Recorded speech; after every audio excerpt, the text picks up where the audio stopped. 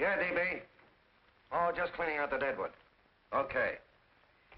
Look, Mr. Connell, I just can't afford to be without work right now, not even for a day. I've got a mother and 2 kid sisters. More good luck telegrams. Well, you know how it is. I've just got to keep on working, see? Sorry, sister. I was sent down here to clean house. I told you I can't use your column anymore. It's lavender and no lace. Send those other people in. I'll tell you what I'll do. I get $30 a week. I'll take 25, 20 if necessary. I'll do anything you say. It isn't the money. We're after circulation. What we need is fireworks. People have been hit with sledgehammers. Start arguments. Oh, I can do that. I know this town inside out. Oh, give me a chance, All right, please. come in. Cashier's got your check. Who are these people? Gibbs, Farley, Cunningham, Giles. Hey, you sister. Don't forget to get out your last column before you pick up your check.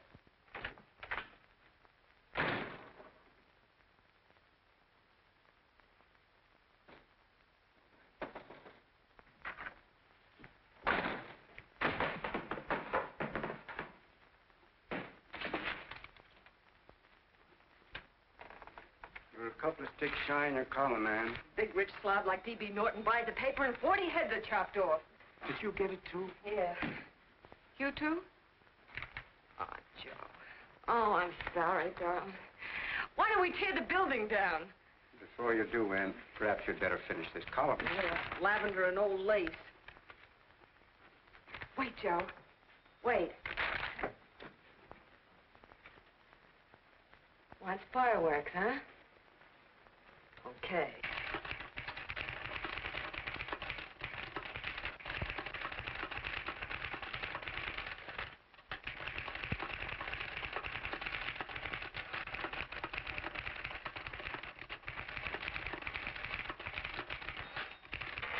Here. Below is a letter which reached my desk this morning. It's a commentary on what we laughingly call a civilized world. Dear Miss Mitchell, 4 years ago I was fired out of my job. Since then I haven't been able to get another one. At first I was sore at the state administration because it's on account of the slimy politics here we have all this unemployment. But in looking around, it seems the whole world's going to pot. So in protest, I'm going to commit suicide by jumping off the City Hall roof. Signed, a disgusted American citizen, John Doe. Editor's note, if you ask this column, the wrong people are jumping off the roofs. Hey, Ann, this is the old Fakeroo, isn't it? Never mind that, Joe. Go ahead.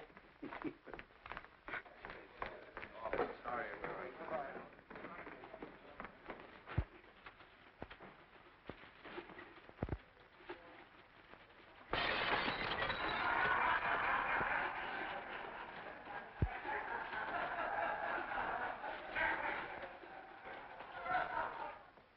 And it's because of the slimy politics that we have all this unemployment here. There it is. That's D.B. Norton's opening attack on the governor. Why, Jim, it's just a letter sent into a column. No, I can smell it. That's Norton. Good morning, gentlemen. Good morning, Governor. Morning, Governor. You're rather early. Governor, did you happen to see this in the new bulletin? Yes.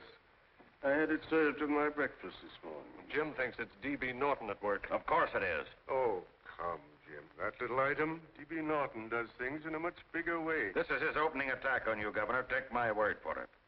What did he buy a paper for? Why did he engage a high-pressure editor like Connell for? He's in the oil business. I tell you, Governor, he's after your scalp. All right, Jim, all right. Don't burst a blood vessel. I'll look into it. You get me Spencer of the Daily Chronicle, please? Yes, I saw it, Governor. If you ask me, that's a phony letter. Why, that gag has got whiskers on it. Okay, I'll get the mayor and maybe the Chamber of Commerce to go after them. Get Mayor Lovett on the phone. Sorry, the mayor's busy on the other phone. Yes, I know, Mrs. Brewster. It's a terrible reflection on our city. I've had a dozen calls already. Spencer of the Chronicle. Hold him. Just a minute. Yes, Mrs. Brewster. I'm listening. I insist that this John Doe man be found and given a job at once. Now, if something isn't done about it, I'll call out the whole auxiliary. Yes, and the junior auxiliary, too. We'll hold a meeting and see that it is... Yes, Spencer? Oh, the governor? Well, what about me? It's my building he's jumping off of, and I'm up for re-election, too. What are you doing? Get Connell at the Bulletin. Why, he's liable to go right past my window. Get me Connell. What was that? What? Out the window. Something just flew by. I didn't see anything. Well, don't stand there, you idiot. Go and look. Open the window. Oh, why did he have to pick on my building? Is there a crowd in the street? No, sir. Then maybe he's caught on a ledge. Look again. I think it must have been a seagull. A seagull? What's a seagull doing around the city hall? That's a bad omen, isn't it? Oh, no, sir. The seagull is a lovely bird. It's all right, Mrs. Brewster. It was just a seagull. Connell? Nothing's happened yet. No, I'm watching. Don't worry, Mrs. Brewster. Just leave it all to me. Spencer, I'll call you back. Hello, Connell? What are you doing? This is the mayor. Yes, Mayor Lovett. How many times are you going to call me? I've got everybody and his brother and sister out looking for him. Did you see the box I'm running? An appeal to John Doe. Think it over, John. Life can be beautiful, says Mayor. If you need a job, apply to the editor of this paper, and so forth and so forth. Okay, Mayor, I'll let you know as soon as I have something. What? Well, pull down the blinds. Run up to Miss Mitchell's house, boss. Boy, she's in a bad way. Where is she? Hey, do you know something? She supports a mother and 2 kids. What do you know about that? Did you find her? No. Her mother's awful worried about her. When she left the house, she said she was going on a roaring drunk. Of the girl, I mean. Go out and find her. Sure. Hey, but the biggest thing I didn't tell you, her old man's Doc Mitchell. You know the doctor saved my mother's life and wouldn't take any money for it? You remember that. Okay, boss, I'll go and look for her. Holy smokes, Commissioner, you've had 24 hours. Okay, Hawkshaw, grab a pencil. Here it is again. About 5'5", brown eyes, light chestnut hair, and as fine a pair of legs as ever walked into this office. Did you want to see me? No. I've had the whole Army and Navy out searching for you because that's a game we play here every day. I remember distinctly being fired. That's right. But you have a piece of property that still belongs to this newspaper, and I'd like to have it. What's that? The letter. What letter? The letter from John Doe. Oh. The whole town's in an uproar. We've got to find him, and the letter's the only clue. There is no letter. We'll get a handwriting expert to... What? There is no letter. Say that again. There's no letter. I made it up. You made it up. Mm-hmm. You said you wanted fireworks. Don't you know there are 9 jobs waiting for this guy? 22 families want to board him free. 5 women want to marry him, and the mayor's practically ready to adopt him, and you... Just call the morgue, boss. He said there's a girl there. Shut up. Ann!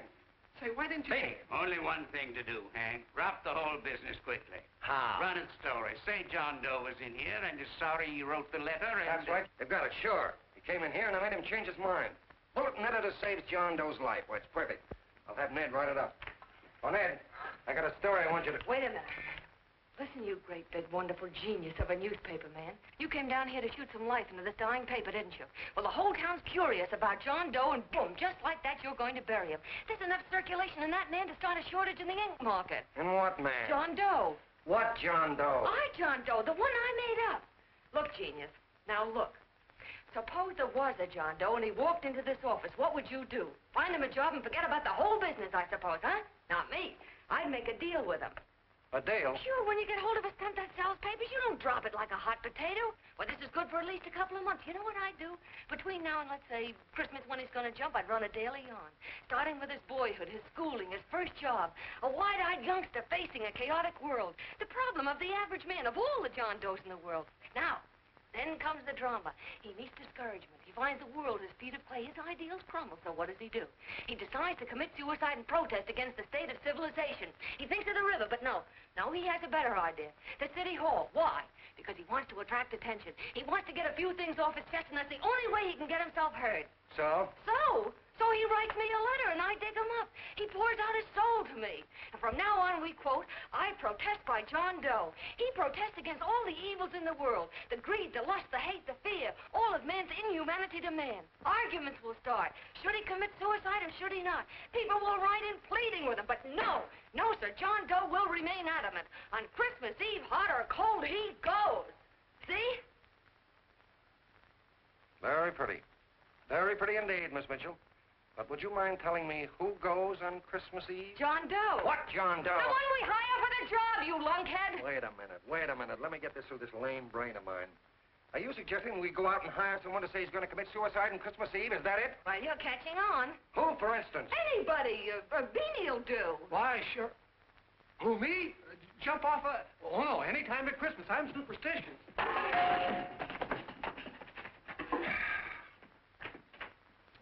Miss Bishop, do me a favor. Will you go on out and get married and have a lot of babies, but Stay out of newspaper business. Better get that story in, Hank. It's getting late. You're supposed to be a smart guy. If it was raining $100 bills, you'd be out looking for a dime you lost someplace.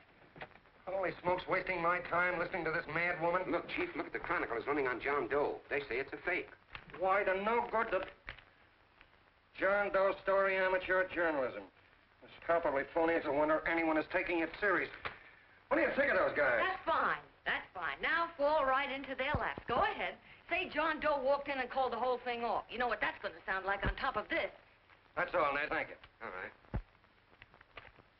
Amateur journalism, huh? Why, that bunch of sophomores, I can teach them more about... Hey, boss, get a load of this. Wow. Look.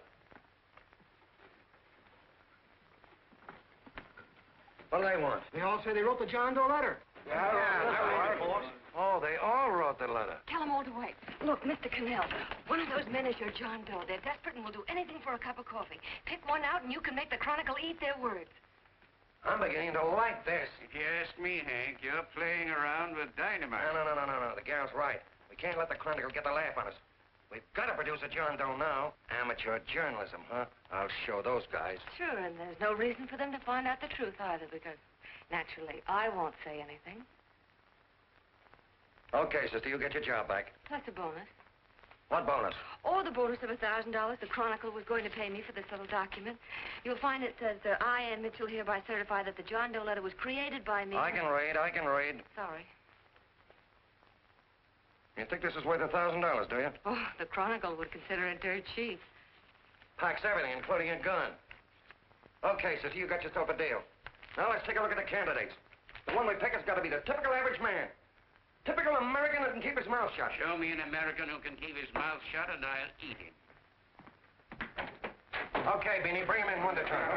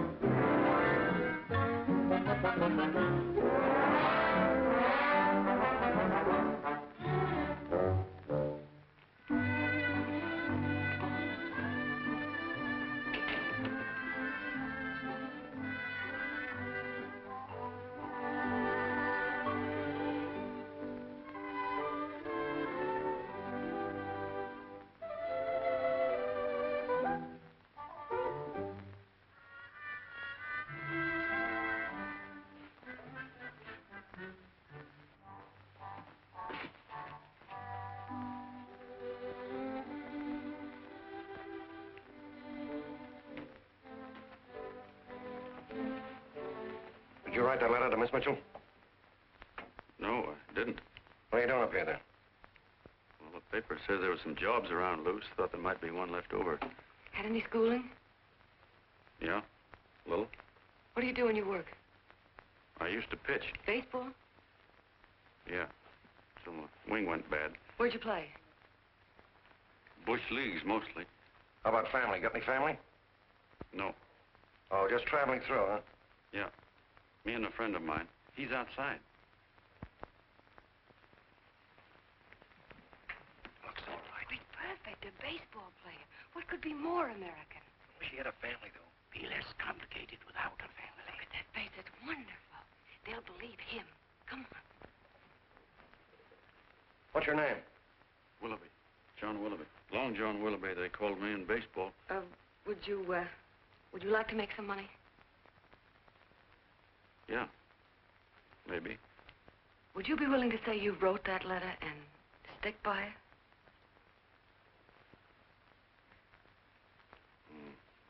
I get the idea. Yeah. Maybe. That's our man. He's made to order. I don't know. He don't seem like the kind of a guy that'd fall in line. When you're desperate for money, you do a lot of things, Mr. Connell. He's our man, I tell you. He fainted. Come on, Get some water, quickly. Hurry up, Pop. Oh. Right here, sit down. Huh? You all right? Yeah, I'm all right. How many is that, 6?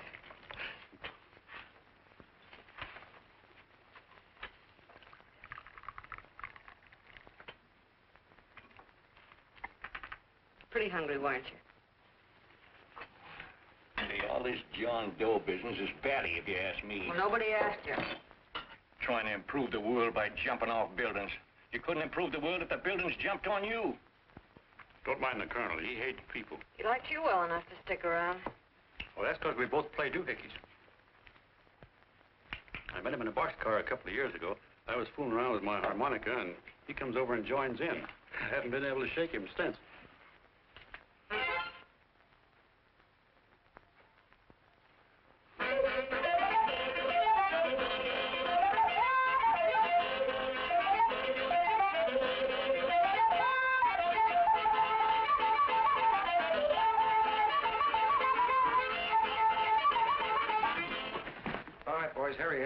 No, you can't take pictures of him like that, eating a sandwich and with a beard.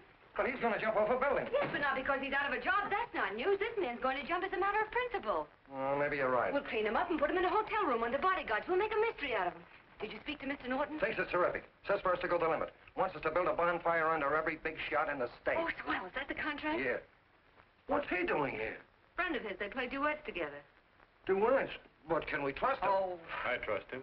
Oh, you trusted me. Well, that's fine. I suppose he trusts you, too. Oh, stop worrying. He's all right. Okay, but we don't want more than a couple of hundred people in on this thing. Now, the first thing I want is an exact copy of the John Doe letter in your own handwriting. I've got it already. Here. Now, that's fine. Now, I want you to sign this agreement. It gives us an exclusive story under your name, day by day, from now until Christmas. On December 26th, you get one railroad ticket out of town. And the Bulletin agrees to pay to have your lawn fixed. That's what you want, isn't it? Yeah, but it's got to be by Bonesetter Brown. Okay, Bonesetter Brown goes. Here, sign it. Meanwhile, here's $50 spending money. That's fine. Beanie? Yes, boss. Take charge of him. Get him a suite at the Imperial and hire some bodyguards. Yeah, and some new clothes, Beanie. You think we better have him to louse? Yeah. Both of them? Yes, both of them, but don't let them out of your sight. Hey, Beanie, gray suit, huh? Yes. Okay, fellas.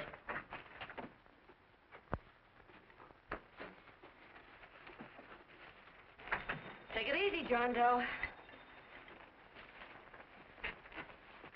And you start pounding that typewriter. Oh, boy, this is terrific. No responsibilities on our part, just statements from John Doe, and we can blast our heads off. Before you pop too many buttons, don't forget to make out that check for $1,000. Okay, fellas, now, let me see. You sit outside the door. Nobody comes in, so you two fellas sit in here. Hey, pretty nifty, huh? You ain't gonna get me to stay here. Sure you are. No, sir. That spot under the bridge where we slept last night's good enough for me. Say, what'll I do with this baggage? Let's stick him in the bedroom. Give me mine. I ain't staying. You know, we were headed for the Columbia River country before all this John Doe business came up. You remember that, don't you? Sure, I remember. Say, your ears popped coming up in the elevator. Mine did. All along, John. I tell you, it's no good. You're gonna get used to a lot of stuff that's gonna wreck you. Why, that $50 in your pocket's beginning to show up on you already. And don't pull that on me, neither. Stop worrying, Colonel. I want to get my arm fixed out of this. Hey, here's some cigars the boss sent us. Have one. Hey, Help cigars. yourself. No.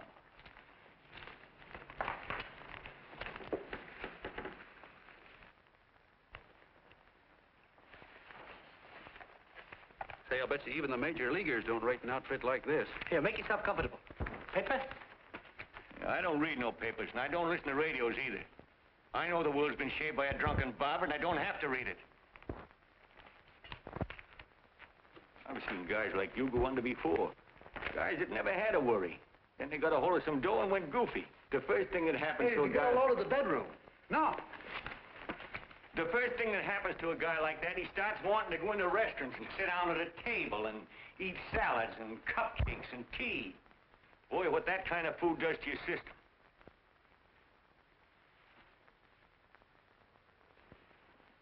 The next thing the dope wants is a room. Yes, sir, a room with steam heat, and curtains and rugs, and before you know it, he's all softened up and he can't sleep unless he has a bed. Hey, stop worrying, Colonel. $50 ain't gonna ruin me. I've seen plenty of fellas start out with $50 and wind up with a bank account. Hey, what's the matter with the bank account, anyway? And let me tell you, Long John, when you become a guy with a bank account, they got you. Yes, sir, they got you. Who's got him? The helots. Who? Hey, there's the City Hall tower I was supposed to jump off of. It's even higher than this. Who's got him? The helots. Woo! Hey, wait a minute! You're not supposed to jump till Christmas Eve. Do you want to get me in a jam? If it's going to get you in the jam, I'll do you a favor. I won't jump. And when they got you, you got no more chance than a road rabbit. Hey, who'd you say was going to get him? Hey, is this one of those places where you ring if you want something? Yeah, just use the phone. Boy, I've always wanted to do this. Hey, Doc, look. Look, Doc. Give me that again, will you? Who's going to get him? The helots. Who are they? Listen, sucker, you ever been broke? Sure, mostly often. All right. You're walking along. Not a nickel in your jeans. You're free as the wind. Nobody bothers you. Hundreds of people pass you by in every line of business. Shoes, hats, automobiles, radios, furniture, everything. And they're all nice, lovable people. And they let you alone. Is that right? Then you get a hold of some dough, and what happens? All those nice, sweet, lovable people become helots. A lot of heels. They begin creeping up on you, trying to sell you something. They get long claws, and they get a stranglehold on you. And you squirm, and you duck, and you holler, and you try to push them away, but you haven't got a chance. They got you. First thing you know, you own things. A car, for instance. Now your whole life is messed up with a lot more stuff. You get license fees, and number plates, and gas, and oil, and taxes, and insurance, and identification cards, and letters, and bills, and flat tires, and dents, and traffic tickets, and motorcycle cops, and courtrooms, and lawyers, and fines, and a million and one other things. And what happens? You're not the free and happy guy you used to be. You gotta have money to pay for all those things. So you go after what the other fellas got. And there you are. You're a helot yourself.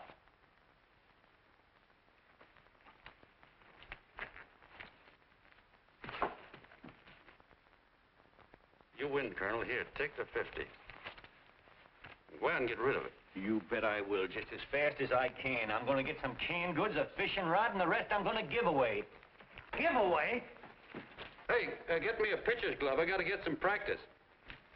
Say, he's giving it away. I'm going to get me some of that. Hey, come back here, you helot.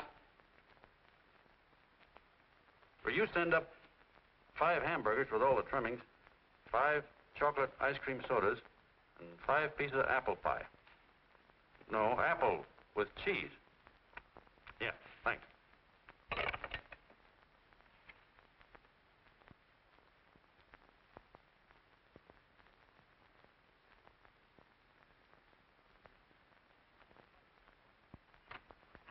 Hello there.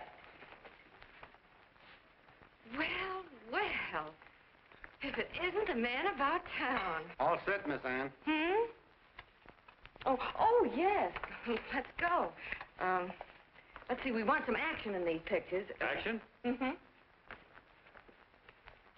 That's good. No. This man's going to jump off a roof. Oh. Here, wait a minute. Let me comb your hair. Sit down.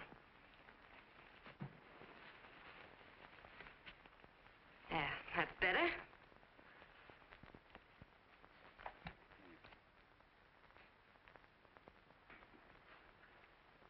You know, he's got a nice face, hasn't he? Yeah, he's pretty. Yeah, sit down, quiet egghead.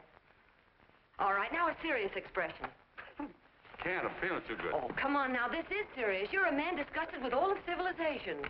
With all of it? Yes, you're sore at the world. Come on now.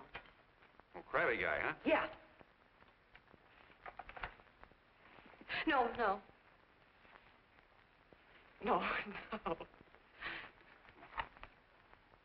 No, look. You don't have to smell the world.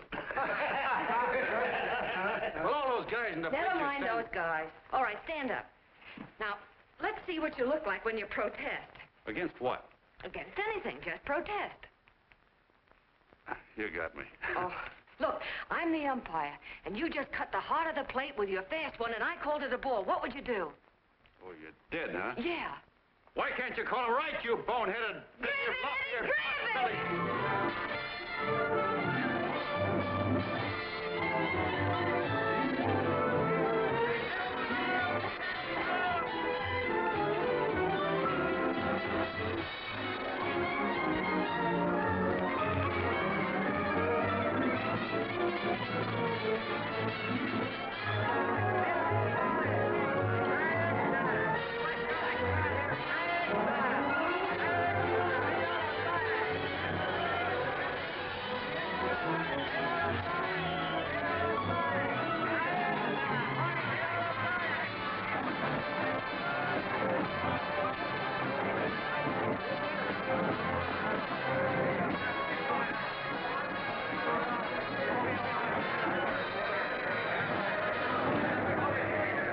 I don't care whose picture they're publishing. I still say that this John Doe person is a myth, and you can quote me on that. And I'm going to insist on his being produced for questioning. You know as well as I do that this whole thing is being engineered by a vicious man with a vicious purpose, Mr. D.B. Norton.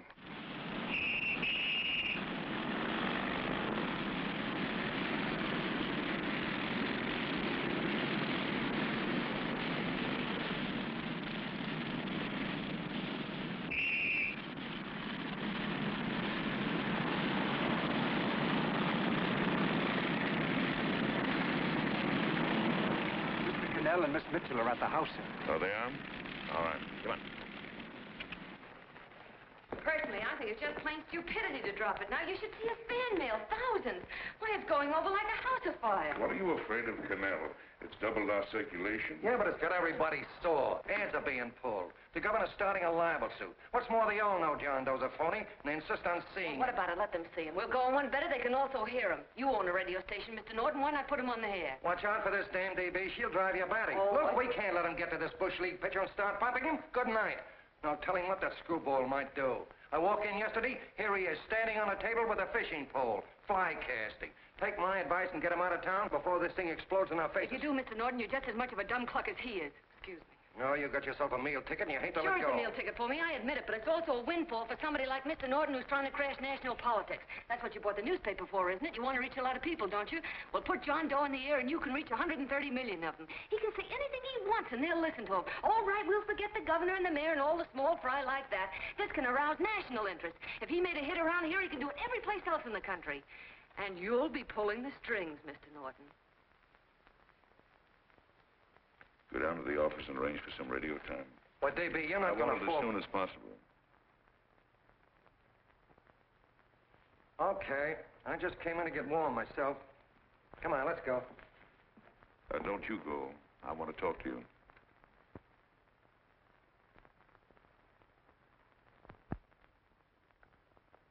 Sit down.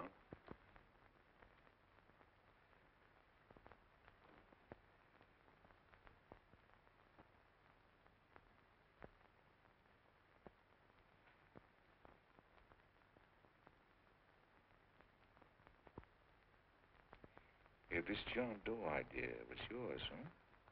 Yes, sir.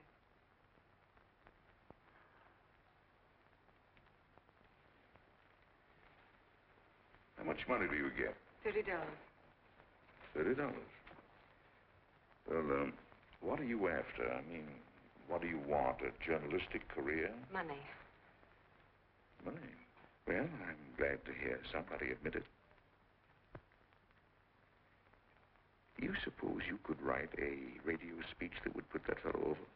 Oh, I'm sure I can. Do it, and I'll give you $100 a week. $100? That's only the beginning. You play your cards right, and you'll never have to worry about money again.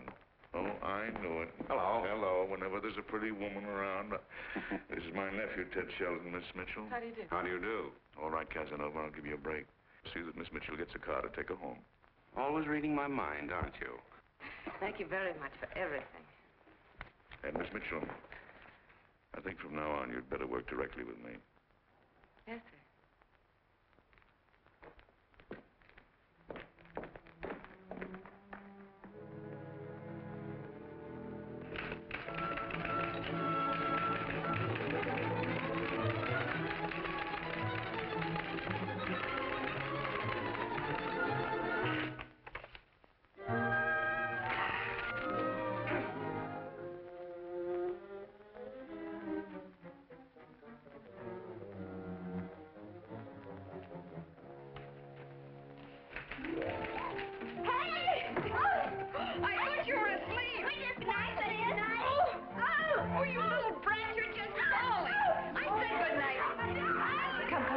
Children, it's past your bedtime. Come on. Now, scooch off Stay far through me. I'm done. I'll never get this speech right. Oh, yes, you will, Ann, dear. You're very clever. Yeah, I know. What are you looking for? Your purse, I need $10. What for? I gave you 50 just the other day. Yes, I know, dear, but Mrs. Burke had her baby yesterday. 9 pounds. And there wasn't a thing in the house. And then the community chest lady came. And the 50's all gone, huh? Who's the 10 for? The Websters. The Websters. You remember those lovely people your father used to take care of. I thought I'd buy them some groceries. Oh, Anne, dear, it's a shame those... You're marvelous, Ma. You're just like Father used to be. Do you realize a couple of weeks ago we didn't have enough to eat ourselves? Well, yes, I know, dear, but these people are in such need. And we have plenty now. If you're thinking of that $1,000, forget it. It's practically all gone. We owed everybody in town. Now, you just got to stop giving all your money away. Oh, Anne, dear. Oh, I'm sorry, Ma. Oh, don't pay any attention to me. I guess I'm just upset about all this. Gee whiz, here I am with a great opportunity to get somewhere, to give us security for once in our lives, and I'm stuck. If I could put this over, your Mrs. Burke can have 6 babies. You mean this speech you're writing? Yeah, I don't know. I simply can't get it to gel. I created somebody who's going to give up his life for a principle. Hundreds of thousands of people are going to listen to him over the radio. And unless he says something that's, well, that's sensational, it's just no good. Well, honey, of course, I don't know what kind of a speech you're trying to write, but judging from the samples I've read, I don't think anybody will listen. What? Darling, there's so many complaining political speeches. People are tired of hearing nothing but doom and despair on the radio. If you're going to have him say anything, why don't you let him say something simple and real, something with hope in it? If your father were alive, he'd know what to say. Yeah. Father certainly would. Wait a minute.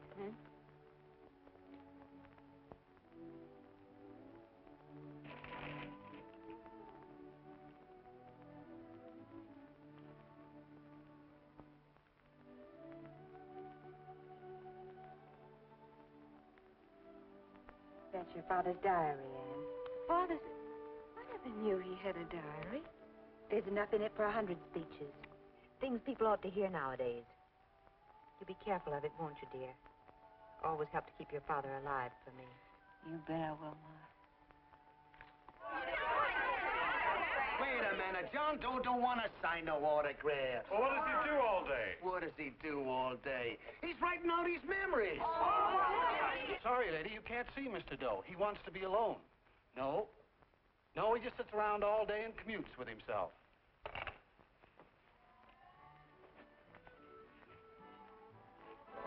Oh!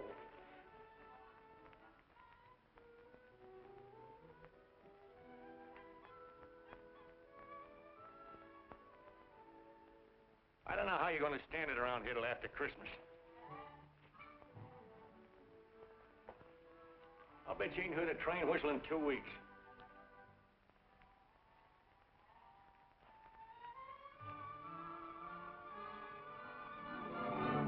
Steve, right!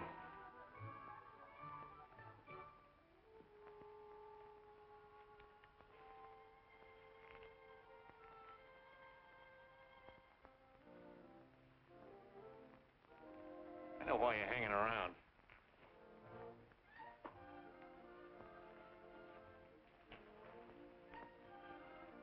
You're stuck on the girl. That's all a guy needs is to get hooked up with a woman.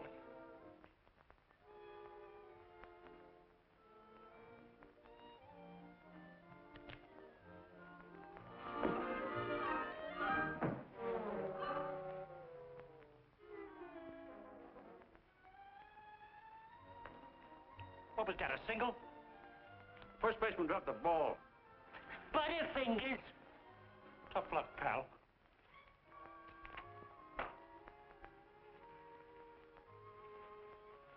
Guy has a woman on his hands. First thing he knows, his life is balled up with a lot more things. Furniture.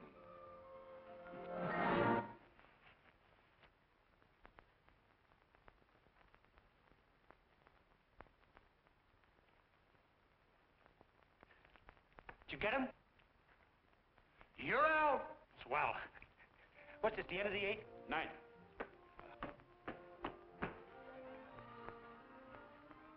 Hey, Beanie, there's a couple of mugs in the Chronicle snooping around out here. Huh. Come on, Angelface. Gangway. What's the score, Angelface? 3-2, off paper. Gee, that's great.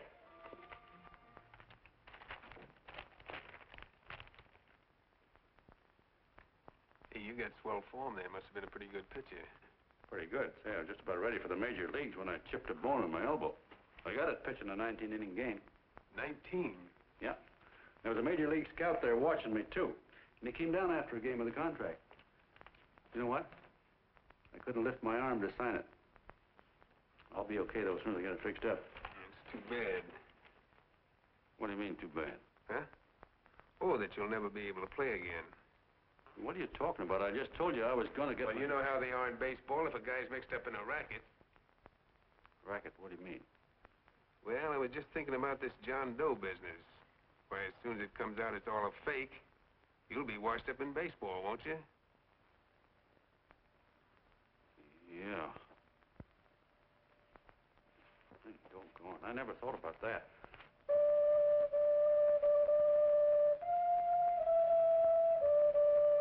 Gosh.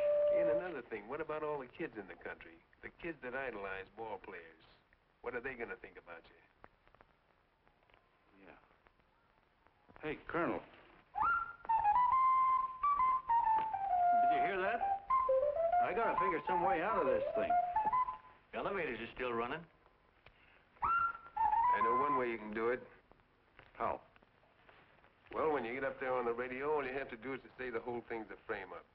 Make you a hero sure as you're born. Yeah, but how am I going to get my arm fixed? Well, that's a cinch. I know somebody who'll give you $5,000 just to get up on the radio and tell the truth. $5,000? Yeah, $5,000, and he gets it right away. You don't have to wait till Christmas. Look out, Long John. They're closing in on you. Say, who's putting up this dough? Fellow runs the Chronicle. Here's the speech you make, and it's all written out for you. $5,000. Holy mackerel, I can see the helots coming, the whole army of them. It's on the level.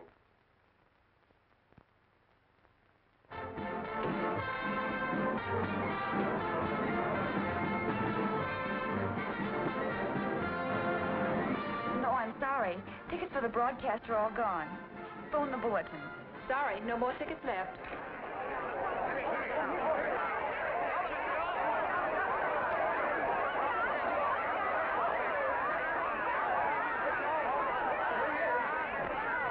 Oh, John, all set for the big night? Well. Turn around. One moment. Now stand. A big smile, Mr. Joe. Okay, Beanie, that's all. Take him out.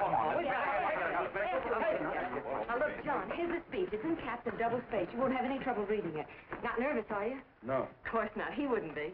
Who? John Doe, the one in there. Hey, don't let your knees rattle. It picks up on the mic. Oh, Beanie, you needn't be nervous, John. All you have to remember is to be sincere. Pick up that phone, Miss Mitchell. It's for you. Okay. Hello? Yes, Mother. Oh, thank you, darling. Oh, there he is, the poor dear man. Oh, good luck to you, Mr. Doe. We want you to know that we're all for you. The girls all decided that you're not to jump off any roof at all. Oh, we'll stop it. You got the speech I gave you? Yeah. Now, look. I'll give this money to the colonel just as soon as you get started. We'll have a car waiting at the side entrance for you. Okay. How'd you get in here? Huh? Oh, I just came in to wish him luck. Come on, out. Mother says good luck, too. John, when you read that speech, please believe every word of it. He turned out to be a wonderful person, John. Who? John Doe, the one in the speech. Oh. You know something? I've actually fallen in love with him. All right, there he is, sister. Now, come on, plenty of room. What's the idea? No, that's too much. Not so much. Come on. Oh, this is no time for cheap publicity, Mr. Connell. Listen, if that guy lays an egg, I want to get something out of it. I'm getting a Jane Doe ready. Oh, come on. Here. Will you, fellas? Here you Give me a are. chance. I have to ready. Just one more. Well, that's fine, honey. You go ahead. All right, I need one more. Go ahead. How you doing? Oh. All right, Benny, bring him in. Holy smoke, a happy helot. There you are, boss, just like you ordered. Symbols of little people. Okay, get him up. All right, young fella. This is ridiculous, Mr. Connell. Come on, give me a chance. It is on the air. There you go. Oh, fellas.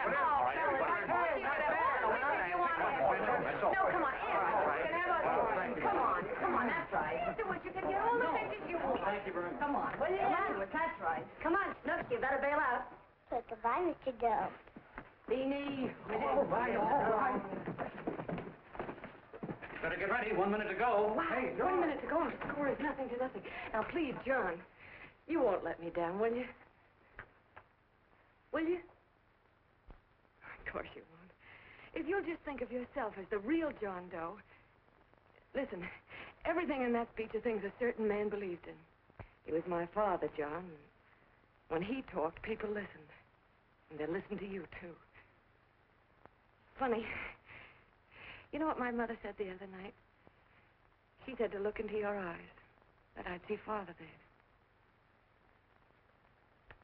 Hey, what do you say? Okay, we're coming. Come on. Now, listen, John, you're a pitcher. Now get in there and pitch.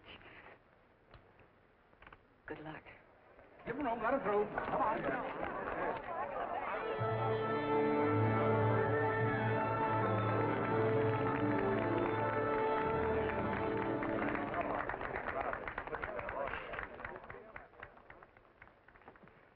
Hey, let's get out of here. There's the door right there. Hey, what are you doing here? That's what I'd like to know. Come on, out. Hey, he's a friend of mine. Never mind, let him alone. He's all right. I'll be right over there pulling for you. No, John, over here.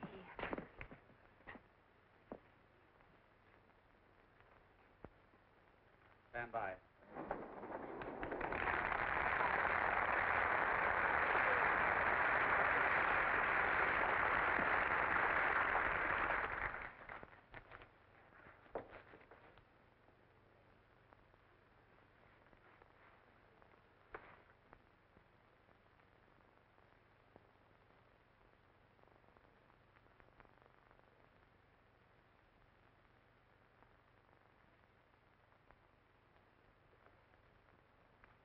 Phone the Chronicle. Tell them to start getting those extras out.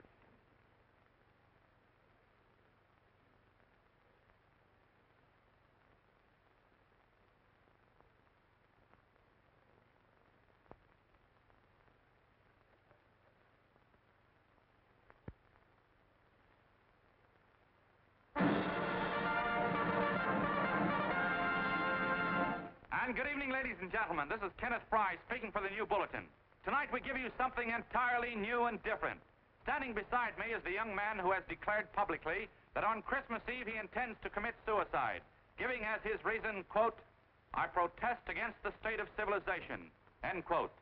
Ladies and gentlemen, the new Bulletin takes pleasure in presenting the man who is fast becoming the most talked of person in the whole country, John Doe.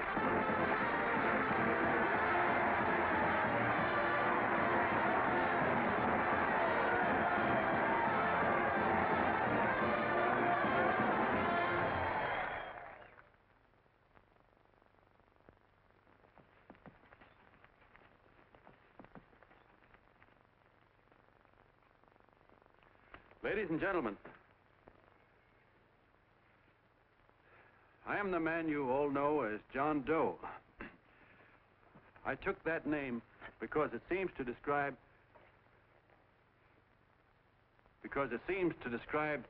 the average man. And that's me. And that's me. Well, it was me before I said I was going to jump off the city hall roof at midnight on Christmas Eve. Now I guess I'm not average anymore. Now I'm getting all sorts of attention. From big shots, too. We've been double-crossed. The mayor and the governor, for instance. They don't like those articles I've been writing. You're an imposter, young fellow. That's a pack of lies you're telling. Who wrote that speech for you?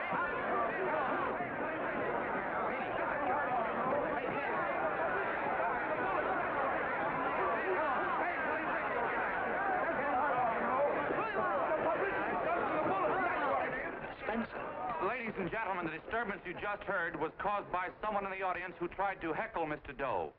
The speech will continue.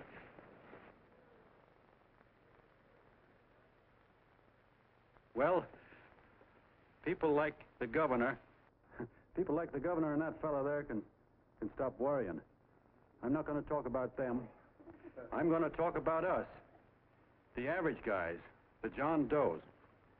If anybody should ask you what the average John Doe is like, you couldn't tell him because he's a million and one things. He's Mr. Big and Mr. Small. He's simple and he's wise. He's inherently honest, but he's got a streak of larceny in his heart. He seldom walks up to a public telephone without shoving his finger into the slot to see if somebody left a nickel there.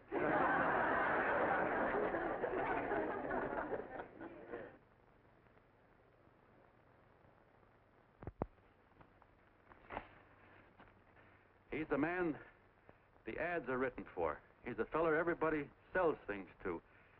He's Joe Dokes, the world's greatest stooge and the world's greatest strength.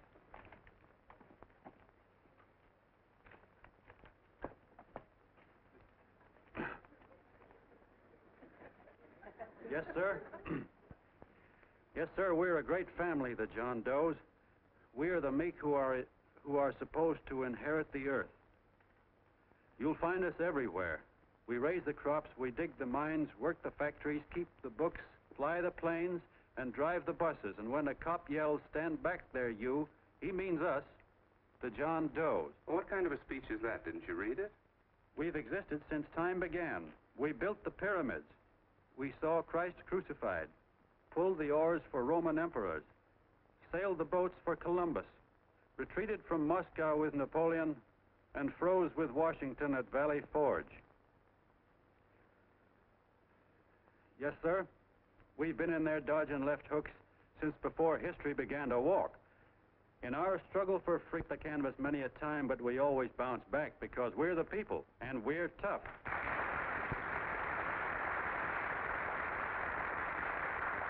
They've started a lot of talk about free people going soft, that we can't take it. That's a lot of hooey. A free people can beat the world at anything, from war to tiddlywinks, if we all pull in the same direction.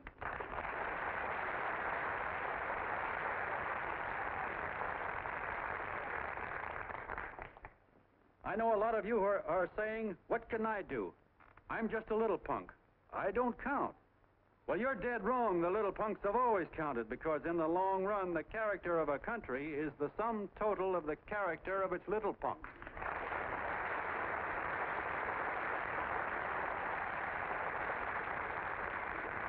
But we've all got to get in there and pitch. We can't win the old ball game unless we have teamwork. And that's where every John Doe comes in. It's up to him to get together with his teammate. And your teammate, my friends, is the guy next door to you.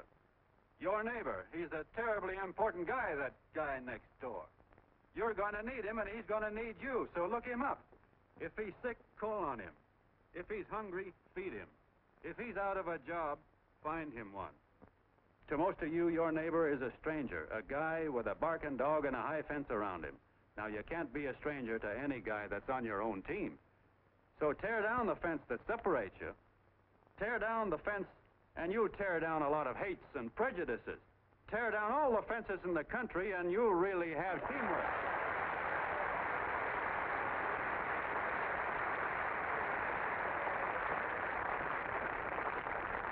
I know a lot of you are saying to yourselves, "He's asking for a miracle to happen. He's expecting people to change all of a sudden." Well, you're wrong. It's no miracle. It's no miracle because I see it happen once every year, and so do you, at Christmas time. There's something swell about the spirit of Christmas, to see what it does to people, all kinds of people. Now, why can't that spirit, that same warm Christmas spirit, last the whole year round? Gosh, if it ever did, if each and every John Doe would make that spirit last 365 days out of the year, we'd develop such a strength, we'd create such a tidal wave of goodwill that no human force could stand against it. Yes, sir, my friends. The meek can only inherit the earth when the John Does start loving their neighbors. You better start right now. Don't wait till the game is called on account of darkness. Wake up, John Doe. You're the hope of the world.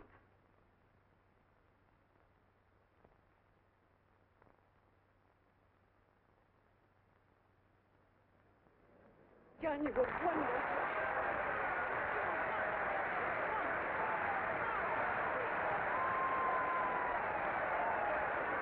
Let's get out of here. Now you're talking.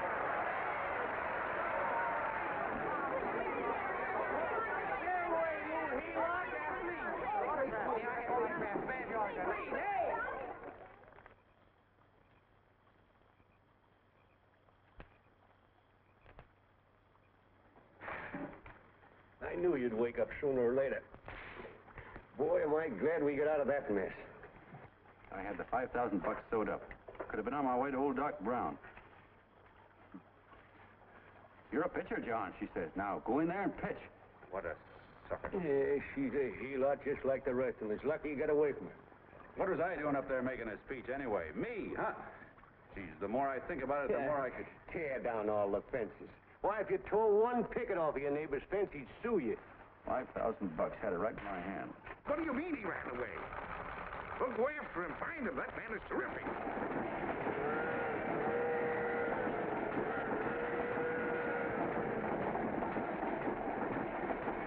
Columbia River, here we come.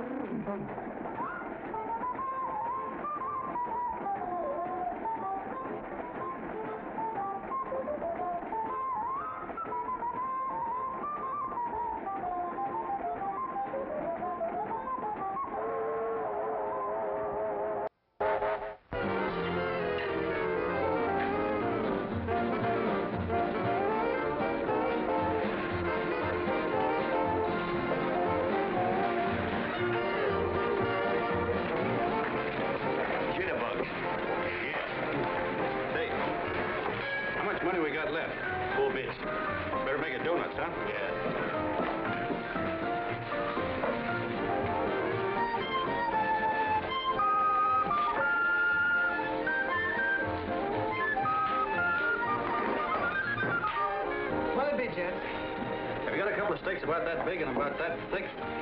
Yeah, with hash brown potatoes and tomatoes and apple pie and ice cream and coffee. And donuts, I know. Hey, Ma, Seekers, a fair. Seekers, a fair, coming up. Glad he took the tea out of there.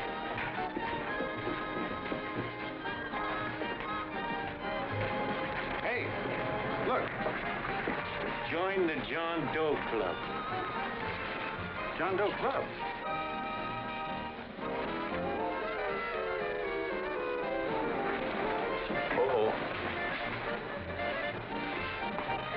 You John Doe? Who? John Doe. Ah, you need glasses, buddy. Oh, but it's a spitting image of John Doe. Yeah, but his name is Willoughby. I'm John Willoughby. I'm a baseball player. Sure. Oh, no, I'd know that voice anyway. You can't kid me. You John Doe. Hey, Ma! Ma! That's John Doe. John Doe? Yeah, sitting right there, big as life. Who'd you say it was? John Doe, the big guy there. I know. Pictures in the paper. That's John Guy. John Doe. John Doe.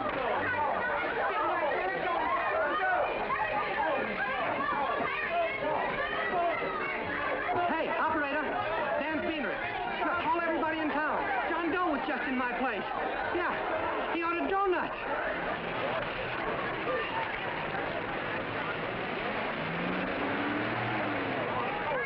John Doe. See John Doe. Come on.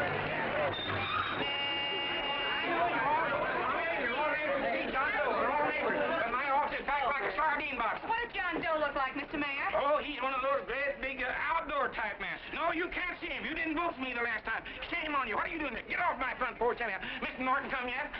Oh, well, I wonder where he's at. What's keeping him? He should have been here 15 minutes ago. Oh, there he comes now. Now, everybody on your dignity. Don't do anything to disgrace us. A little town, but we got to show off. Better let me talk to him. All right, but present it to him as a great cause for the common man. Ah, here he comes. Now, give him room down there. Give him room, folks. Come on now. Here he comes. Here he comes. Here's Mr. Norton. How do you do, Mr. Norton? I'm Mayor Hawkins. Get Mr. Norton. Let me go, you darn tool. I'm the mayor. Mr. Norton. Mr. Norton. Mr. Norton. I'm Mayor Hawkins. Your office telephoned me to hold him. Well, that's fine. How is he? Oh, he's fine. He's right in my office there. You know, it's a great honor having John Doe here, and you too. Haven't had so much excitement since the old City Hall burned down. People are so excited and nearly tore his clothes off. Oh, but Matilda, darling, phone the newspapers, tell them Mr. Norton's here. Step right inside, Mr. Norton. My office. Very comfortable here, Mr. Norton. Just had it air conditioned. Gangway, please. Make room for Mr. Norton. Gangway. Gangway. Here he is, Mr. Norton. Well taken care of. The neighbors are serving him a light lunch. Hello, John. Well, Mr. Mayor, if you don't mind, we'd like to talk to him alone. Why, certainly, certainly. All right, everybody. Clear out. No, but you Everybody, quickly now. Come on. Look at that. Come on. Come on. That's all right. Don't argue with me here. Wait till we get home. Don't you push me around like that. Even though I'm your wife, you can't push me around. Look, Mr. Norton, I think you got a lot of nerve having those people hold us here. There's nobody holding you here, Mr. Doe. It's only natural that There's nobody holding us here. Let's get going. Incidentally, my name isn't Doe. It's Willoughby. Look, John, something terribly important's happened. They're forming John Doe clubs. We know of 8 already, and they say that there's John Doe clubs? What for? To carry out the principles you talked about in your radio speech. I don't care what they're forming. I'm on my way, and I don't like the idea of being stopped either. Oh, but you don't know how big this thing is. You should see the thousands of telegrams we've received and what they're saying about you. Look, it started as a circulation stunt, didn't it? Well, you got your circulation. Now, why don't you let me alone? Oh, it started as a circulation stunt, but it isn't anymore. Mr. Norton wants to get back of it and sponsor John Doe clubs all over the country. He wants to send you on a lecture tour. Me? Uh-huh. Well, certainly. With your ability to influence people, it might grow into a glorious movement. Say, let's get something straight here. I don't want any part of this thing. If you got an idea I'm going around lecturing the people, why, you're crazy. Baseball's my racket, and I'm sticking to it. Come on, Colonel, let's get out of here. John, Please. I just got rid of one crowd. But please, Mr. Mayor, tell him the John Doe Club wants to talk to him. Let them in, Mr. Mayor. Let them come in. Okay, folks, but remember your manners. No stampeding. Walk slow, like you do when you come to pay your taxes.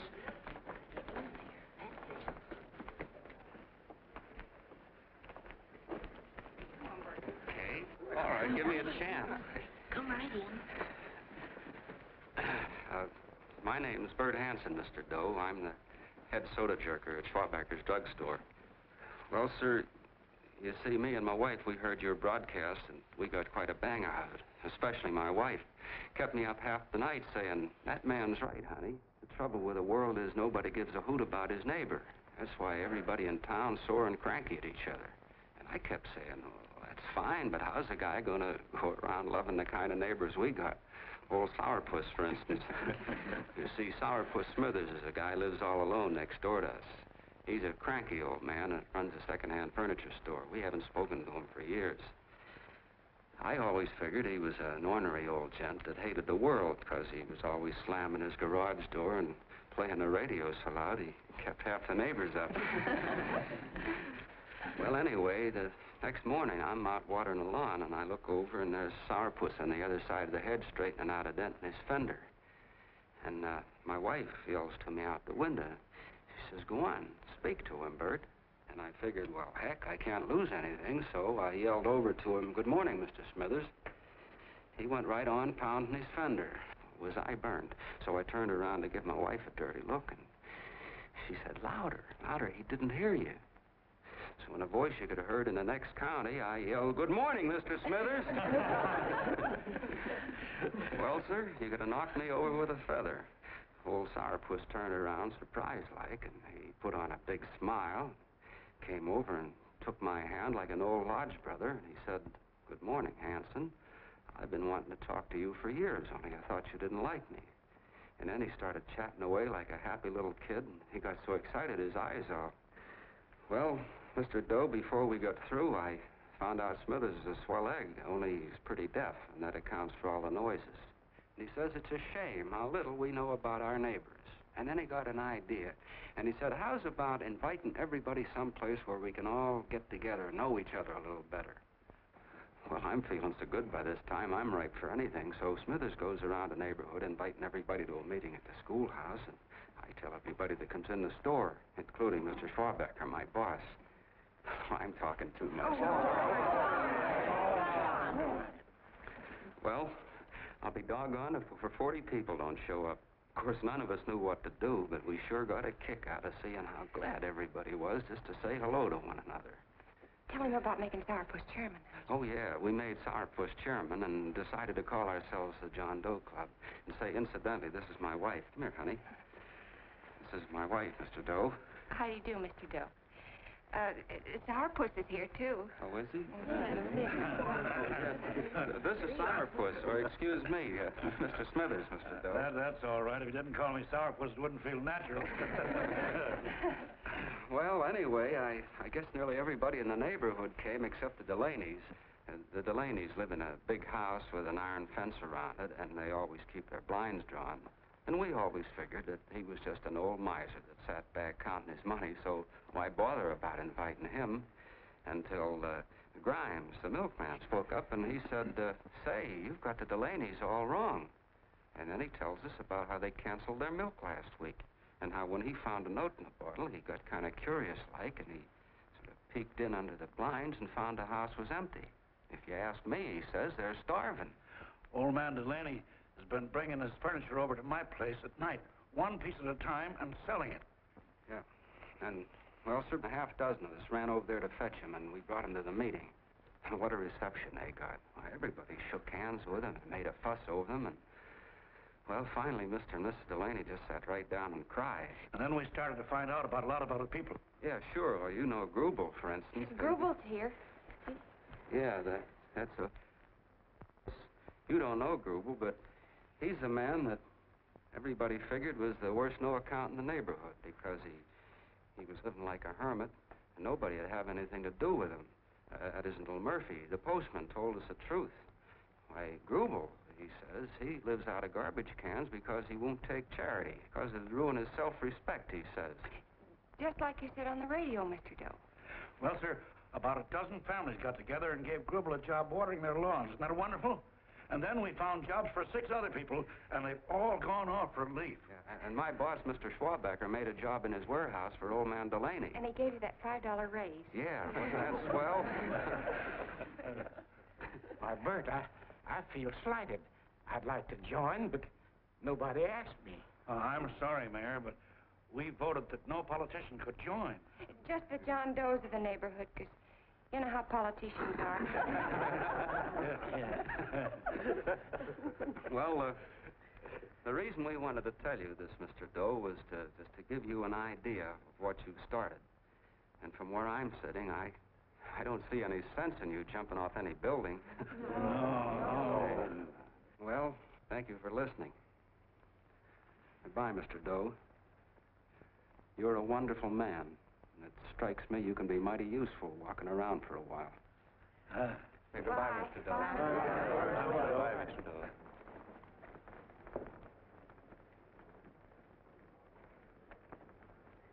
I'm Mrs. Delaney, Mr. Doe. And God bless you, my boy.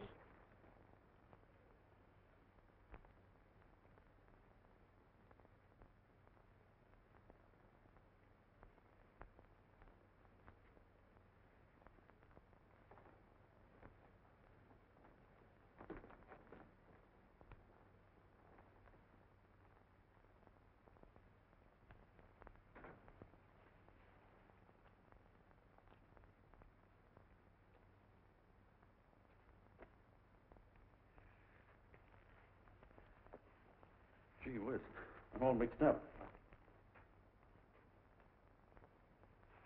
I don't get it. Look, all those swell people think I'm going to jump off a building or something. I never had any such idea. Gosh. The fellow'd have to be a mighty fine example himself to go around telling other people how to... Say, look, what happened the other night was on account of Miss Mitchell here. She wrote the stuff. Don't you see what a wonderful thing this can be? But we need you, John. You're hooked. I can see that right now. They got you.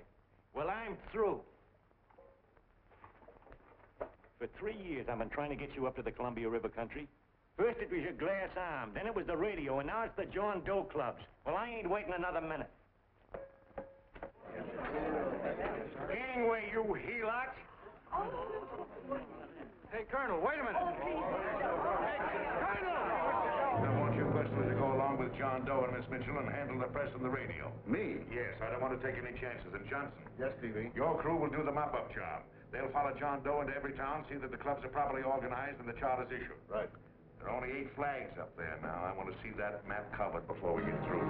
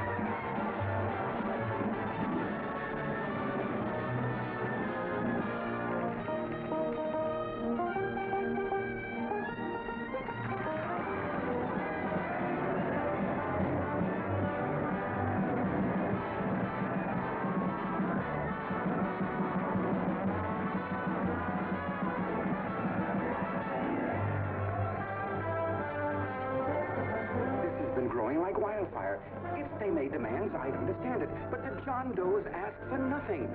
People are going off relief. If this keeps up, I'll be out of a job. As soon as it gets strong enough, we'll find out what John Doe wants. 30 every Thursday. 60 at 60. Who knows what? I'm sorry, boss. They just won't let anybody talk politics to them. It's crazy. We've got to get to them. They represent millions of voters.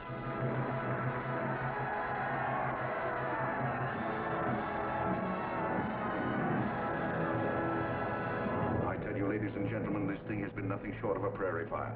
We've received so many applications for charters to the John Doe clubs, we haven't been able to take care of them. I'd hate to have that many pins stuck in me. This John Doe convention is a natural. It's going to put our city on the map. By over 2,400 John Doe clubs are sending delegates. Can you imagine that? You, Mr. Mayor, will be the official host. You will make the arrangements for decorating the city, parades, and a reception for John Doe when he gets home. And don't wear your high hat. No high hat? No high hat. And from you, Connell, I want a special John Doe edition every day until the convention is over. And now, if you will, please step into the outer office and look your prettiest because there are photographers there to take pictures of this committee. Don't worry, D.B. Everything will be taken care of. Isn't it all too wonderful? Gather down here in a nice group. I'll get a nice rug here. Oh, Mr. Mayor, would you step down in front row, please? You ladies get close to him. That's it. Well, I don't get it. Get what? Look, D.B., I'm supposed to know my way around. This John Doe movement has cost you a fortune. Now, this convention is going to cost plenty. Well? Well, I'm stuck with 2 and 2, and I'm a sucker if I can make 4 out of it. Where do you come in? I'll have the satisfaction of knowing that my money has been spent for a worthy cause. I see. I better stick to running the paper, huh? I think maybe you better have. And Connell, I'd like to have the John Doe contract, all the receipts for the money we advanced him, and the letter Miss Mitchell wrote, which I gave her $1,000. Yes, sure. Well, we leave for the airport. Half an hour. Is that Johnny boy's room? Better hustle him up. He'll be ready on time. He's packing. Ah, good. Did you see his picture on the cover of Time? Yeah. I gotta give you credit, Annie girl. I've handled a good many big promotions in my time. Everything from a World Fair to a channel swimmer. But this one has certainly got me spinning.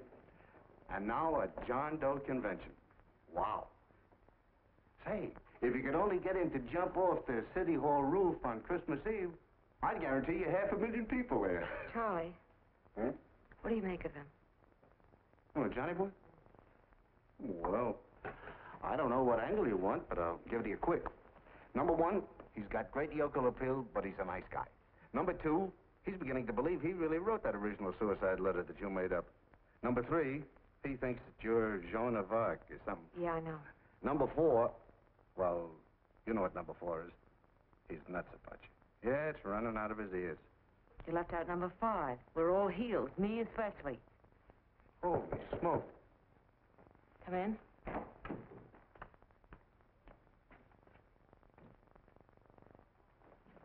More pack. Good. I'll go and get Beanie Boy. Okay, Charlie boy.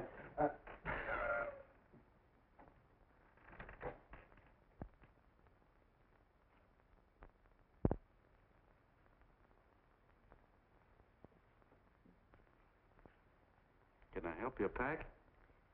No, thank you.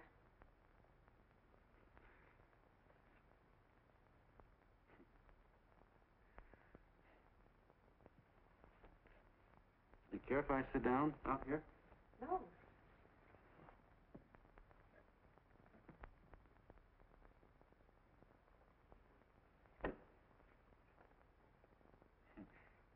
You know, I had a crazy dream last night. It was about you. About me? Sure was crazy. I dreamt I was your father.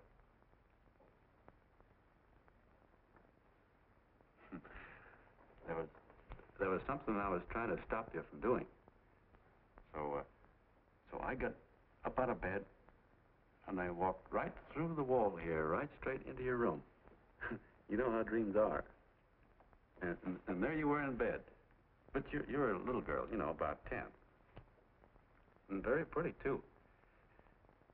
So I shook you, and the moment you opened your eyes, you hopped out of bed and started running like the devil in your nightgown. You ran right out the window there, and you ran out over the tops of buildings and roofs and everything for miles.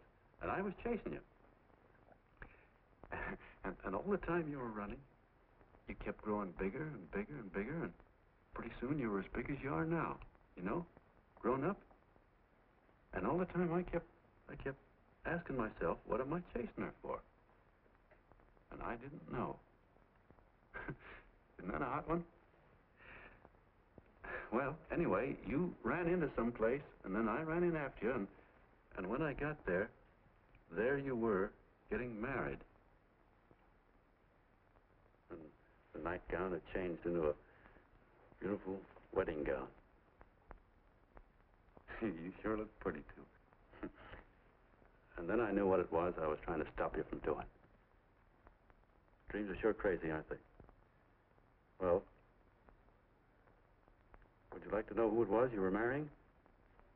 Oh, a tall, handsome Eubangy, I suppose. No, not that bad. It was that fellow that sends you flowers every day. What's his name? Mr. Norton's nephew? Ted Sheldon. Yeah, that's the one. But here's the funniest part of it all. I was the fellow up there doing the marrying, you know, the justice of peace or something. You were? I thought you were chasing me. Well, yes, I was, but I was your father then, see? But the real me, John Doe, or that is, Long John Willoughby, I was the fellow up there with the book. You know what I mean? I guess so. Then what happened? Well, I took you across my knee and I started spanking you. That is, I didn't do it. I mean, I did do it, but it wasn't me, you see. I was your father then. Well, I held you across my knee and I said, Annie, I won't allow you to marry a man that's just rich or that has his secretary send you flowers. The man you marry has got to swim rivers for you. He's got to climb high mountains for you. He's got to slay dragons for you. He's got to perform wonderful deeds for you. Yes, sir. And all the time, the guy up there, you know, with the book, me, just stood there nodding his head. He said, go to it, Pop. Whack her one from me, because that's just the way I feel about it, too. So he said, come on down here and whack her yourself. So I came down, and I whacked you a good one, see? And he whacked you. And I whacked you another one, and we both started whacking you like... Well, if you're through whacking her, come on, let's get going. Okay, fellas, right in here. You go out the side entrance, there's a bunch of autograph seekers out front. We'll be down with the bags in a minute. Come on, don't make a government project out of this. Hi, Beanie. When's our plane take off again? Couple of minutes. How many people do you think we've talked to already, outside the radio, I mean? Oh, I don't know. About 300,000. 300,000. What makes them do it, Ann? What makes them come and listen and get up their John Doe clubs the way they do? I've been trying to figure it out. Look, John, what we're handing them are platitudes. Things they've heard 1,000,000 times. Love thy neighbor, clouds have silver linings, turn the other cheek. It's just as... Yeah, I heard them 1,000,000 times, too, but... there you are. Maybe they're like me, just beginning to get an idea of what those things mean. You know, I never thought much about people before. They were always just somebody to fill up the bleachers. And the only time I worried about them is when they didn't come in to see me pitch. You know, lately I've been watching them when I talk to them. I could see something in their faces. I could feel that they were hungry for something. You know what I mean? Maybe that's why they came. Maybe they're just lonely and wanted somebody to say hello to. I know how they feel. I've been lonely and hungry for something practically all my life.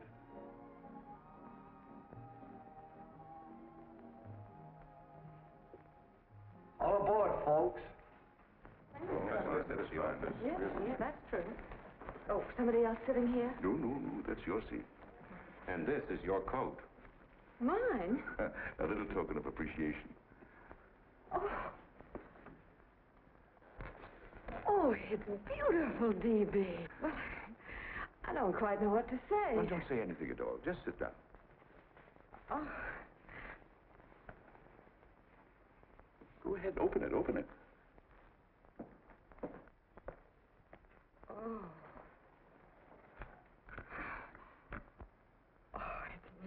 lovely. And a new contract goes with it. Well, come on, spring it. You've got something on your mind.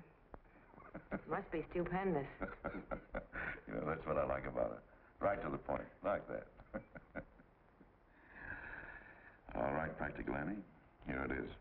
Tomorrow night, before a crowd of 15,000 people and talking over a nationwide radio hookup, John Doe will announce the formation of a third party.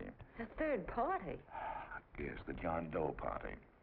Devoted entirely to the interests of all the John Does all over the country, which practically means 90% of the voters. He will also announce the third party's candidate for the presidency. A man whom he personally recommends. A great humanitarian. The best friend the John Does have. Mr. D.B. Norton. Yes.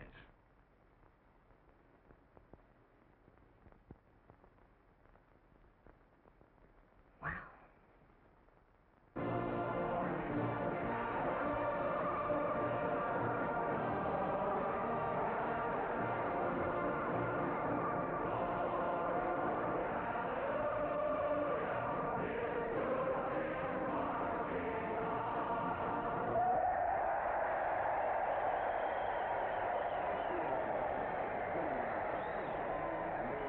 And although the opening of the convention is hours off, the delegates are already pouring into the ballpark by the droves, with lunch baskets, banners, and petitions asking John Doe not to jump off any roof. But no matter how you look at it, it's still a phenomenal movement. These John Does, or the hoi polloi, as you've heard people call them, have been laughed at and ridiculed. But here they are, gay and happy, having traveled thousands of miles, their expenses paid by their neighbors, to come here to pay homage to their hero, John Doe. And in these days of wars and bombings, it's a hopeful sign that a simple idea like this can sweep the country. An idea based on friendliness, on giving and not taking, on helping your neighbor and asking nothing in return. And if a thing like this can happen, don't let any of your grumbling friends tell you that humanity is falling apart. This is John B. Hughes, signing off now and returning you to our main studio until 9 o'clock, when the convention will officially open. Oh, John, come in. Say, I'm kind of... It's raining out a little. That's all right. It's good to see you. Sit down. Thanks.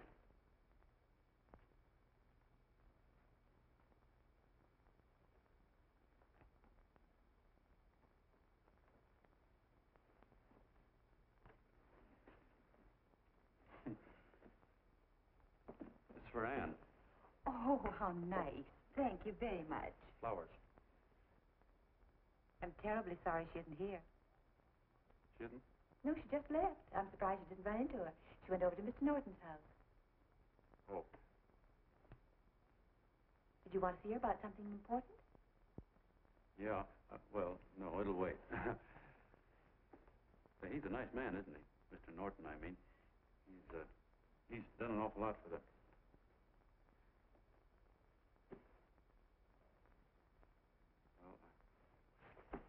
Say, my coat's pretty wet. I'm afraid I might have wet the couch a little.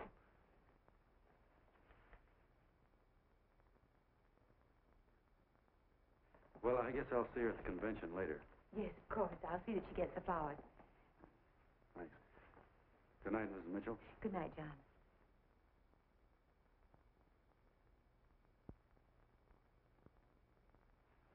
Say, Miss Mitchell,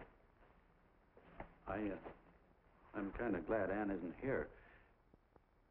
See, I came over here hoping to see her alone, and kind of hoping I wouldn't, too, you know what I mean? There was something I wanted to talk to her about. But, well, it'll wait, I guess. Good night. Good night, John. Say, look, Mrs. Mitchell, have you ever been married? Oh, I'm sure you have. Gosh, that's pretty silly. I guess you must think I'm kind of batty. Well, I guess I'd better be going at that. John, my husband said, I love you. Will you marry me?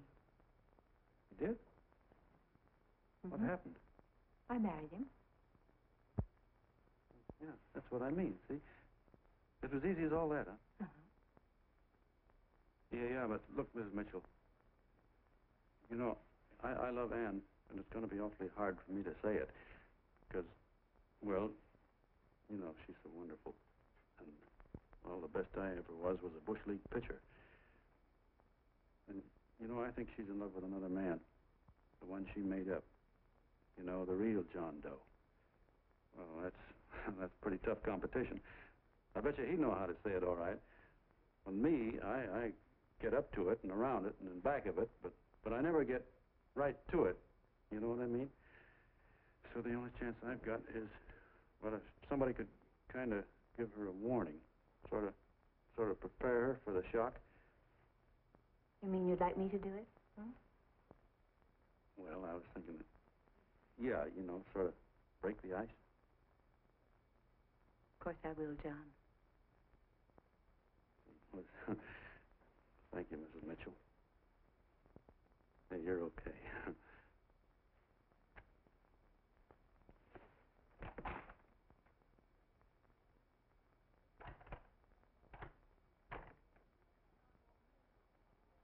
This John Doe meeting is going to be one of the biggest things that ever happened. Why, they're coming from all over. Trains, boxcars, wagons. Look out! Hello, bodyguard. Hey, had your dinner yet? Not yet. Oh, that's all right. Well, look, no, go ahead and have your dinner. Wait a minute, John.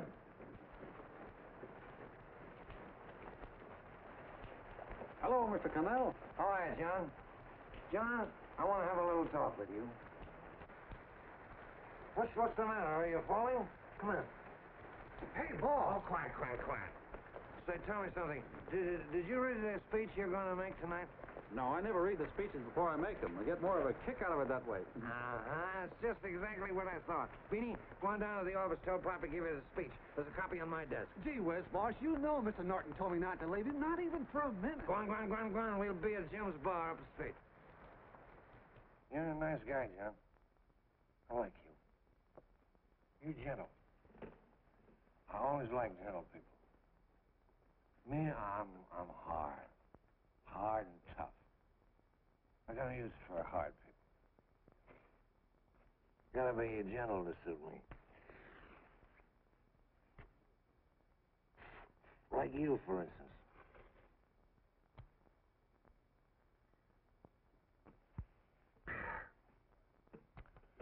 Yep, I'm hard. But you want to know something? I've got a weakness. I guess that, would you? I have. Want to know this? Star-Spangled Banner. Screw you. Well, maybe it is, but play the Star-Spangled Banner. I'm a sucker for it. Always gets me right here. Know what I mean? Yeah, it gets me right back here. Oh, back there, huh? Well, every man to his own taste. You weren't old enough. You weren't old enough for the World War, were you, Jim? No, of course not. Oh, you must have been just kidding. I was just ripe and raring to go. You know what my old man did when I joined up? He joined up, too. Got to be a sergeant. And here's the kick for you. We were in the same outfit. Funny, huh? Hmm?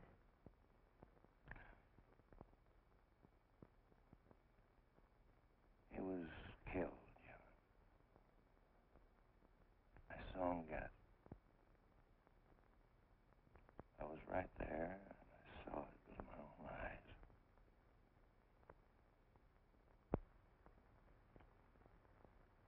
Me, I came out without a scratch. That is, excepting my ulcers.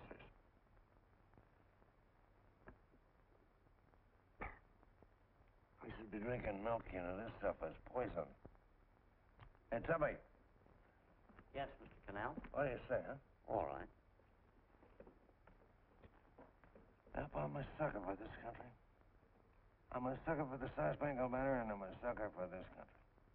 I like what we got here. I like it. A guy can say what he wants and do what he wants without having a bayonet shoved through his belly. And that's all right. You betcha. Man, we don't want anybody coming around changing it, do we? No, sir.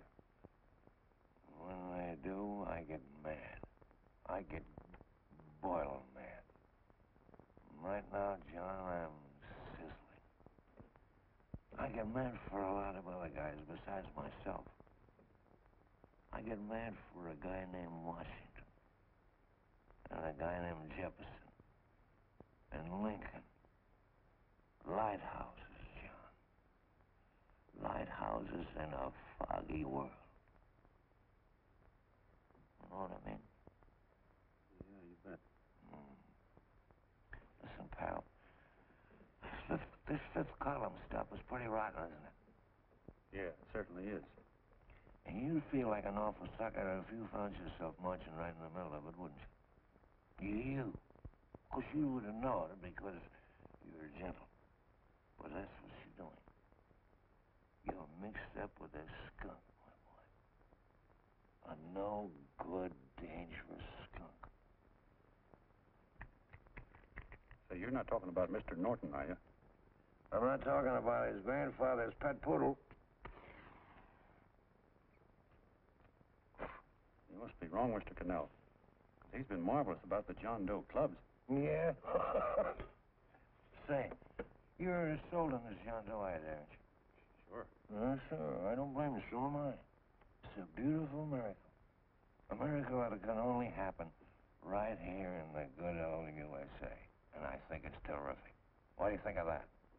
Me, hard-boiled Connell, and I think it's plenty terrific. All right. Now, supposing a certain unmentionable worm whose initials are DB was trying to use that to shove his way into the White House so he could put the screws on, so he could turn out the lights in those lighthouses. What would you say about that, huh? Nobody's going to do that, Mr. Connell. They can't use the John Doe clubs for politics. That's the main idea. Is that so? Then what's a big political boss like Hammett doing in town? And a labor leader like Bennett? And a lot of other big shots are up at DB's house right now. Wolves, John. Wolves. Waiting to cut up the John Does. Wait till you get a gander at the speech you're going to make tonight. You're all wet. Miss Mitchell writes those speeches. Nobody can make her write that kind of stuff. They can't, huh? Who do you think writes them? My Aunt Emma? I know she writes them. And gets a big bonus for doing them, too. A mink coat and a diamond bracelet. Don't write them. Why, that gold-grabbing dame would double-cross her own mother for a handful of Chinese yams. Shut up. If you weren't drunk, I'd... Hey, boss. Here's the speech, boss. Hey. Go on and read it, John, and then start sucking. Hey, wait a minute, Mr. Doe. Tubby? Yes, sir. Better bring me a glass of milk. I'm smoking too much. Yes, Charlie?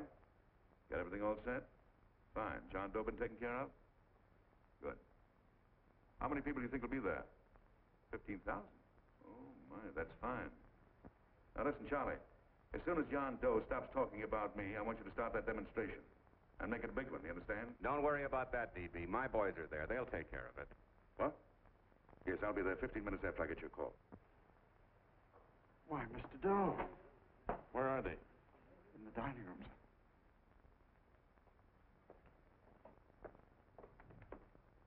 Now, gentlemen, I think we're about ready to throw that great big bombshell. Yeah, well, it's about time. Even a conservative estimate shows that we can count on anywhere between 10 and 20 million John Doe votes. Now, add to that the labor vote that Mr. Bennett will throw in, and the votes controlled by Mr. Hammett and the rest of you gentlemen in your own territories, and nothing can stop us. As I said before, I'm with you, providing you can guarantee the John Doe vote. Don't worry about that. You can count on me on one condition. Little Bennett's got to be taken care of. Didn't I tell you that everybody in this room would be taken care of? My agreement with you gentlemen stands. I'm with you, DB, but I still think it's a very daring thing we're attempting. These are daring times, Mr. Barrington. We're coming to a new order of things. There's too much talk been going on in this country. Too many concessions have been made. What the American people need is an iron hand. You're right. That's true. You're quite right, A.B. Discipline. Right. And now, may I offer a little toast to Miss Ann Mitchell, the brilliant and beautiful lady who is responsible for all this. Mr. Norton, I'd like to talk to you alone for a minute. Oh, Miss Mitchell has something to say to us. That's fine.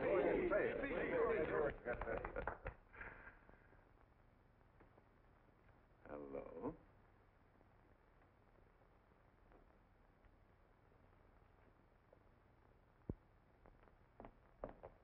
John, I'm so glad to see you. I was terribly worried. Did you write this? Yes, I did, John, but I had no idea what was going on. You didn't? No. That's a swell bracelet you're wearing. John, why aren't you at the convention?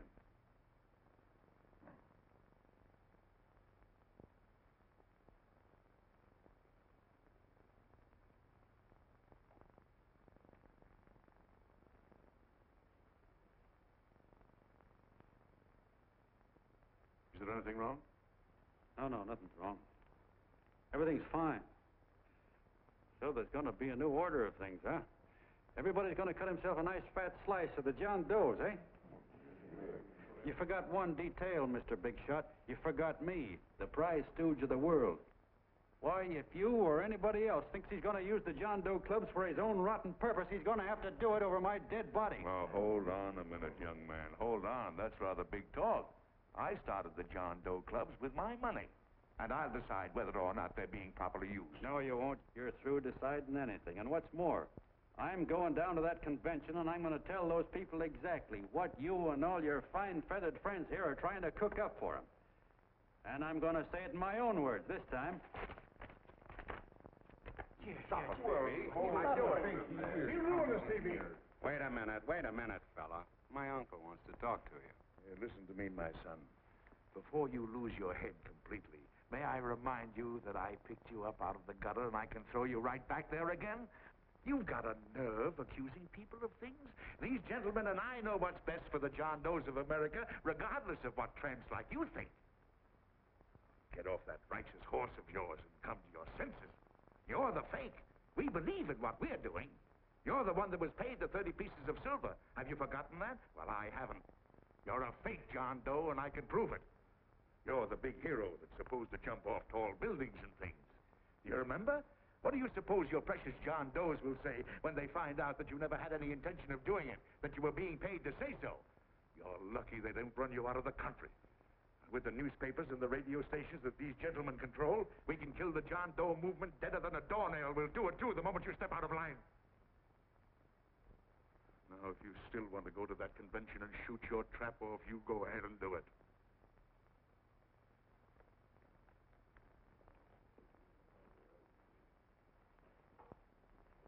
You mean to tell me you'd try to kill the John Doe movement if you can't use it to get what you want? You bet your bottom dollar we would.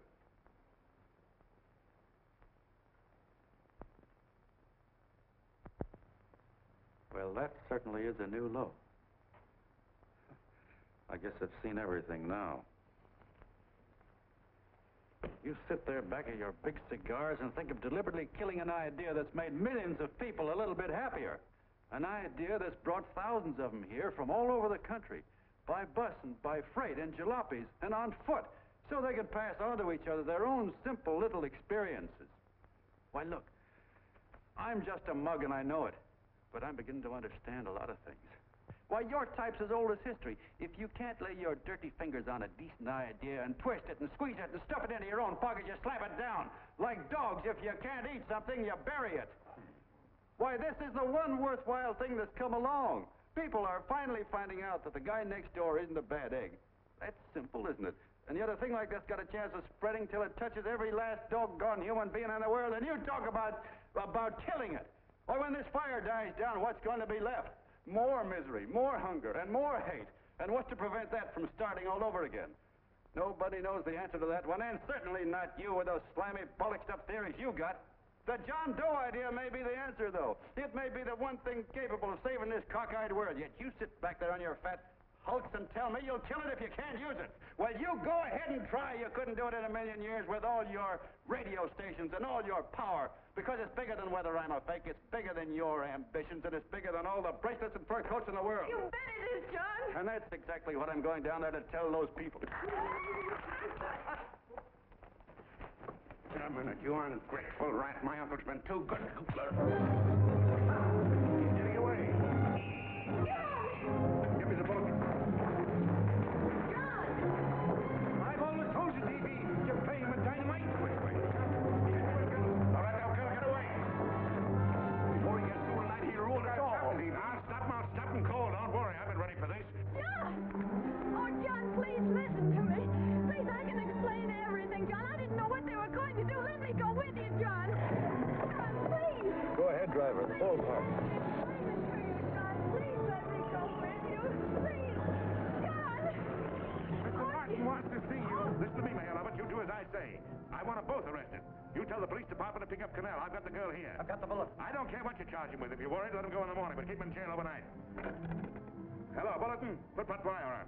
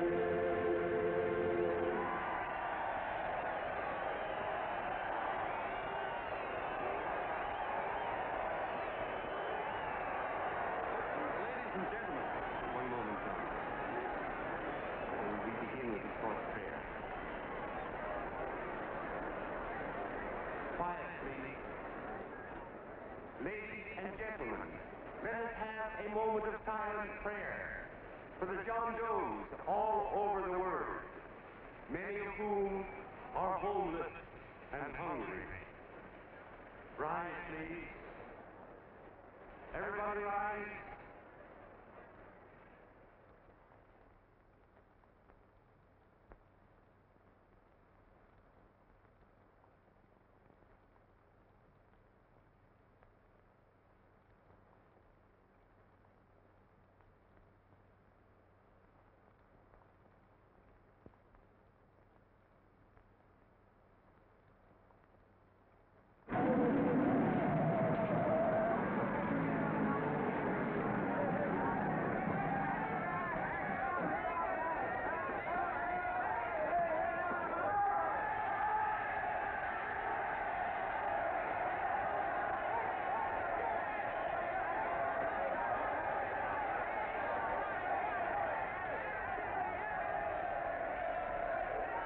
Newsboys.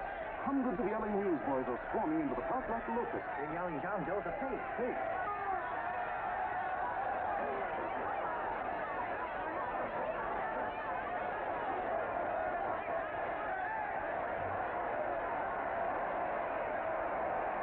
Federal investigation urged by Chamber of Commerce. How could he be a fake? It must be some kind of a gag. Oh, what? A gag. A gag.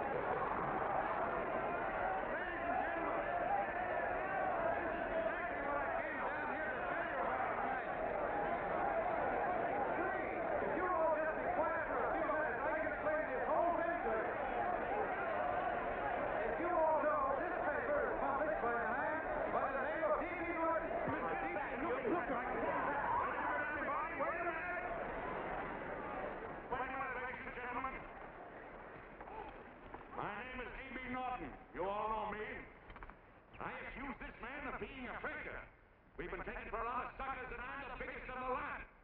I spend a fortune backing this man in what I believe to be a sincere and worthy cause, just as you all did. And now I find out it's nothing but a cheap racket cooked up by him and two of my employees for the sole purpose of collecting dues from John Doe's all over the country. That's a lie. It's not a lie. Nickels and dimes to stuff into their own pockets. You can read all about it in the newspapers there. That's a lie. Listen, This man had no intention of jumping off the top of a building. He was paid to say so. Do you deny that? That's got nothing to do with it. Were you paid for it or weren't you? Yes, I was paid, but there And what about the suicide note? You didn't write that either. What difference did you write it or didn't you? No, I didn't write it. Now, you bet your life you didn't. You look in your papers, ladies and gentlemen, and you'll find Miss Mitchell's fine confession that she was the one who wrote it. Listen, folks, it's a fact that I didn't write the letter. There you see, he admits that you're a fake John Doe. For what you have done to all these good people, they ought to run you out of the country. And I hope they do it.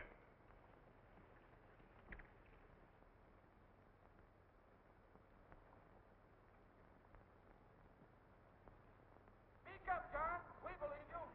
Please, listen, folks. Now that he's through shooting over his face, I've got a couple of things to tell you about. Come on, the rest of you get in here and riot. Break this crowd up. Come on. I'm sorry, folks, but we can't hear him anymore. Something's gone wrong with the loudspeakers. John Doe's a fake. Boo! They can't hear me. This thing's not working.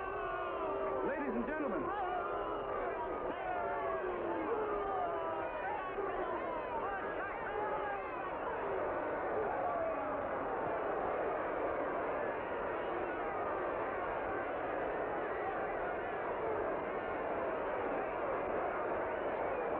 This thing's bigger than whether I'm a fake. Look, Crick, you believe me, don't you? Sure, I believe you. Walking my legs off, digging up 5,000 signatures for a phony. Well, there you are, Mr. Doe. 5,000 names asking you not to jump off any roof. It makes no difference, Bert. The idea's still good. We don't have to give up our club. Yeah, well, you can have it. They're starting to throw things. Somebody's going to get hurt. I'm afraid it'll be John Doe. Listen to that mob. I'm gonna go to him. All right, lady. Hey, let go. Let me go. I want to go to him. Oh, please. Please let me go. They're crucifying him. I can help him. Sorry, sister. We got orders to hold. Orders from who? Can't you see it's a framer? And oh, why do they won't let me go? They won't let me go. Listen, folks. You gotta listen to me, everybody. Back to that jungle, you hobo! Just another racket! Stick to your club. We've been fed baloney so long, we're getting used to it.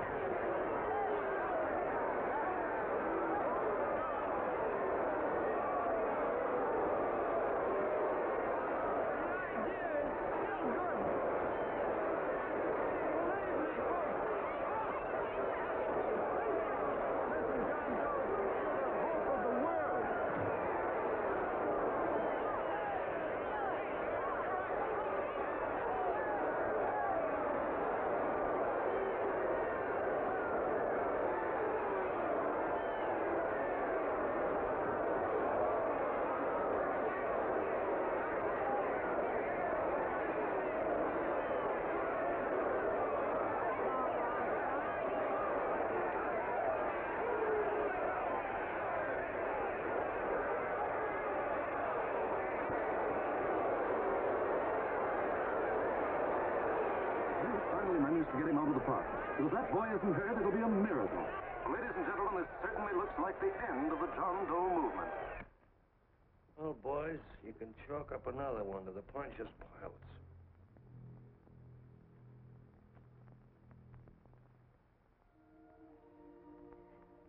I should have been there. I could have helped him. He was so all alone. A lot of us are going to be mighty ashamed of ourselves after tonight. We certainly didn't give that man much of a chance.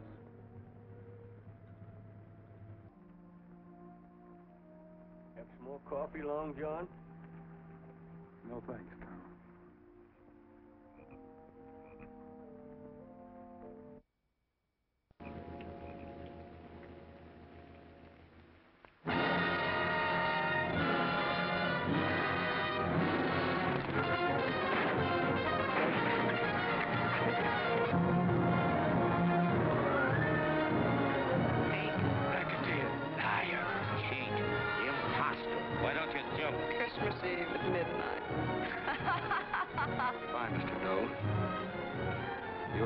wonderful man. And God bless you, my boy. Now get in there and catch. You're a fake John Doe, and I can prove it. You're the big hero who's supposed to jump off tall buildings and things. Do you remember? What do you suppose your precious John Does will say when they find out that you never had any intention of doing it, that you were being paid to say so? Christmas Eve at midnight.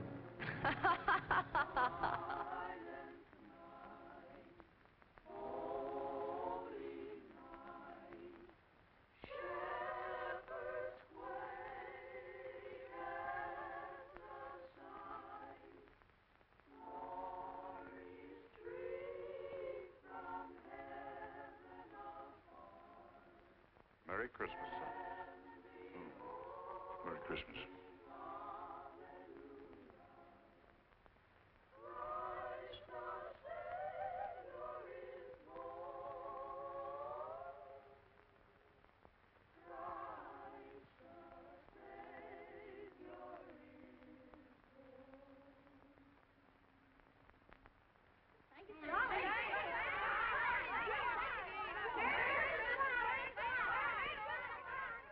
Who? John Doe. Is that screwball still around?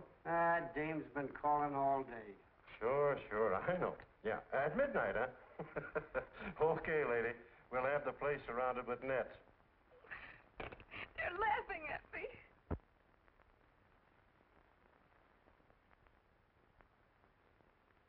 You're a sick girl, Anne. You better take it easy. Whom are you calling now? You called that number not 10 minutes ago. Hello, Mr. Connell. Have you seen him yet? Now listen, Anne. He can't possibly get in without our seeing him. I'm watching the side door, and the colonel's out front, so stop worrying. Oh. Thank you.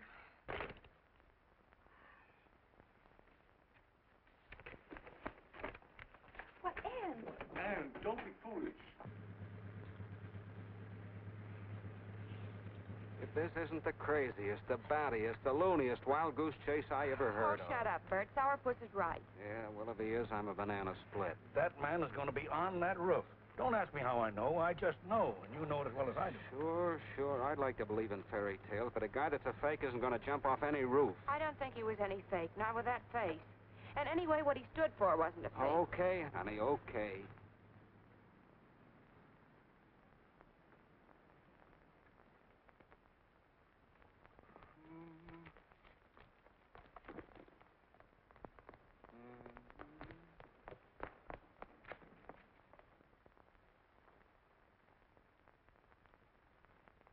Elevators ain't running. Colonel, You shouldn't get out of bed, miss. has he been here? No. Have you seen him? I ain't seen him for a week. Where's Connell? He's watching near the door. Oh, gee, you're swell.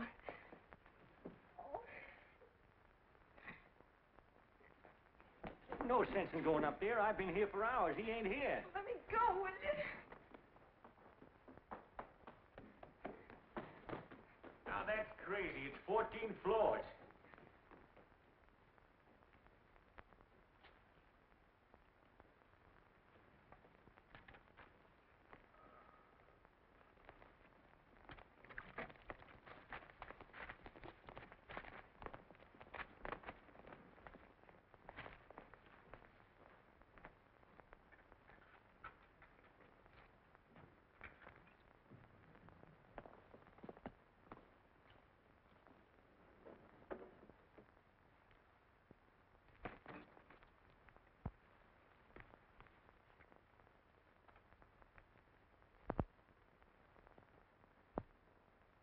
As far as the elevator goes, we got to walk up to the tower.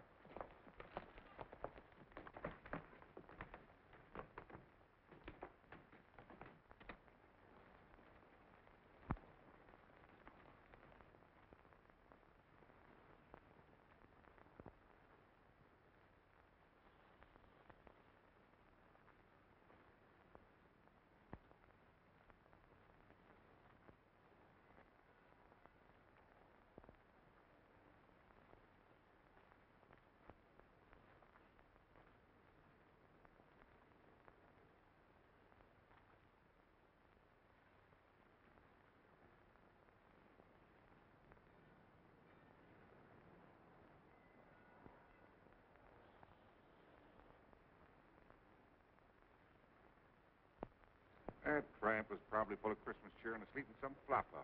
Let's go. I've got to decorate my tree.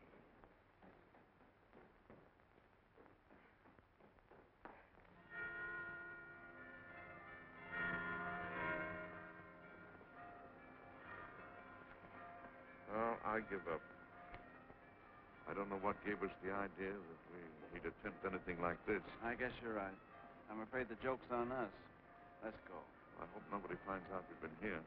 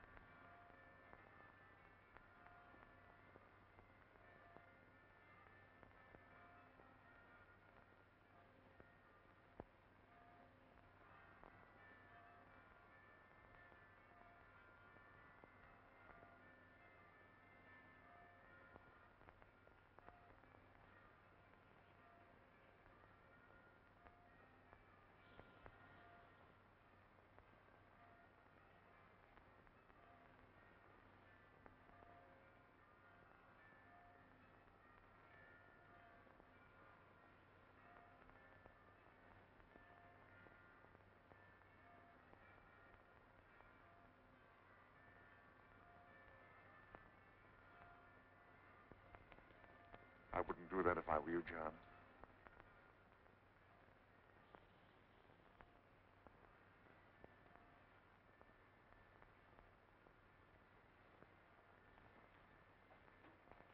It'll do you no good.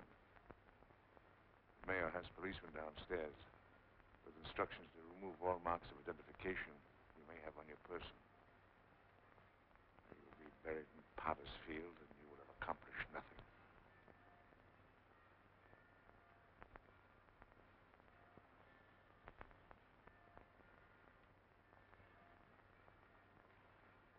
I've taken care of that. I've already mailed a copy of this letter to Mr. Connell. John, why don't you forget this foolishness? Stop right where you are, Mr. Norton, if you don't want to go overboard with me.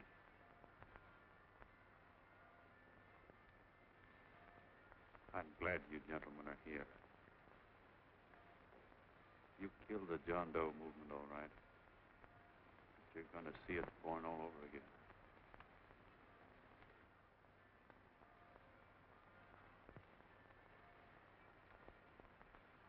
Now, take a good look, Mr. Norton. John! John! Oh, John, no, I won't let you unlock your darling. Oh, please. Please don't give up. We'll start all over again. Just you and I. It isn't too late. The John Doe movement isn't dead yet. You see, John, it isn't dead or they wouldn't be here. It's alive in them. They catch it alive by being afraid of it. That's why they came up here. Oh, darling. Sure, it should have been killed. It was dishonest. But we can start clean now. Just you and I. It'll grow, John, and it'll grow big because it'll be honest this time. Oh, John, if it's worth dying for, it's worth living for. Oh, please, John. Oh. Oh, please, please, God, help me. John, look at me.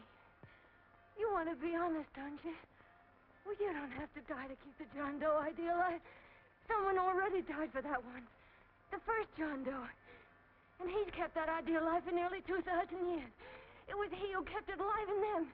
And he'll go on keeping it alive forever and always. For every John Doe movement these men kill, a new one will be born. That's why those bells are ringing, John. They're calling to us. Not to give up, but to keep on fighting, to keep on pitching. Oh, don't you see, darling? This is no time to give up. You and I, John, we... Oh, no. No, John. If you die, I want to die, too. Oh, I love you. Oh, John, yeah.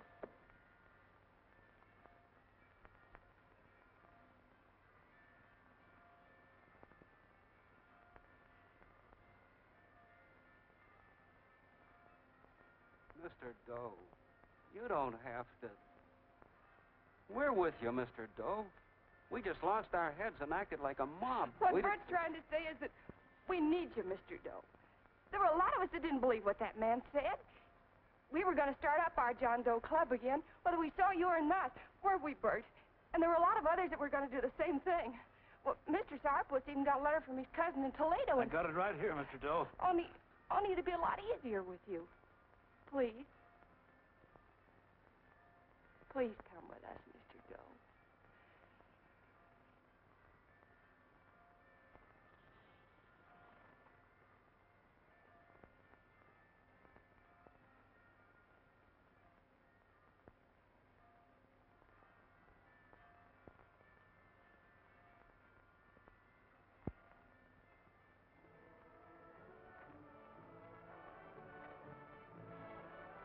Long John. Mr. Doe. Here, we'll help you with it. She'll be all right. Mr. Doe, take her right down to the car.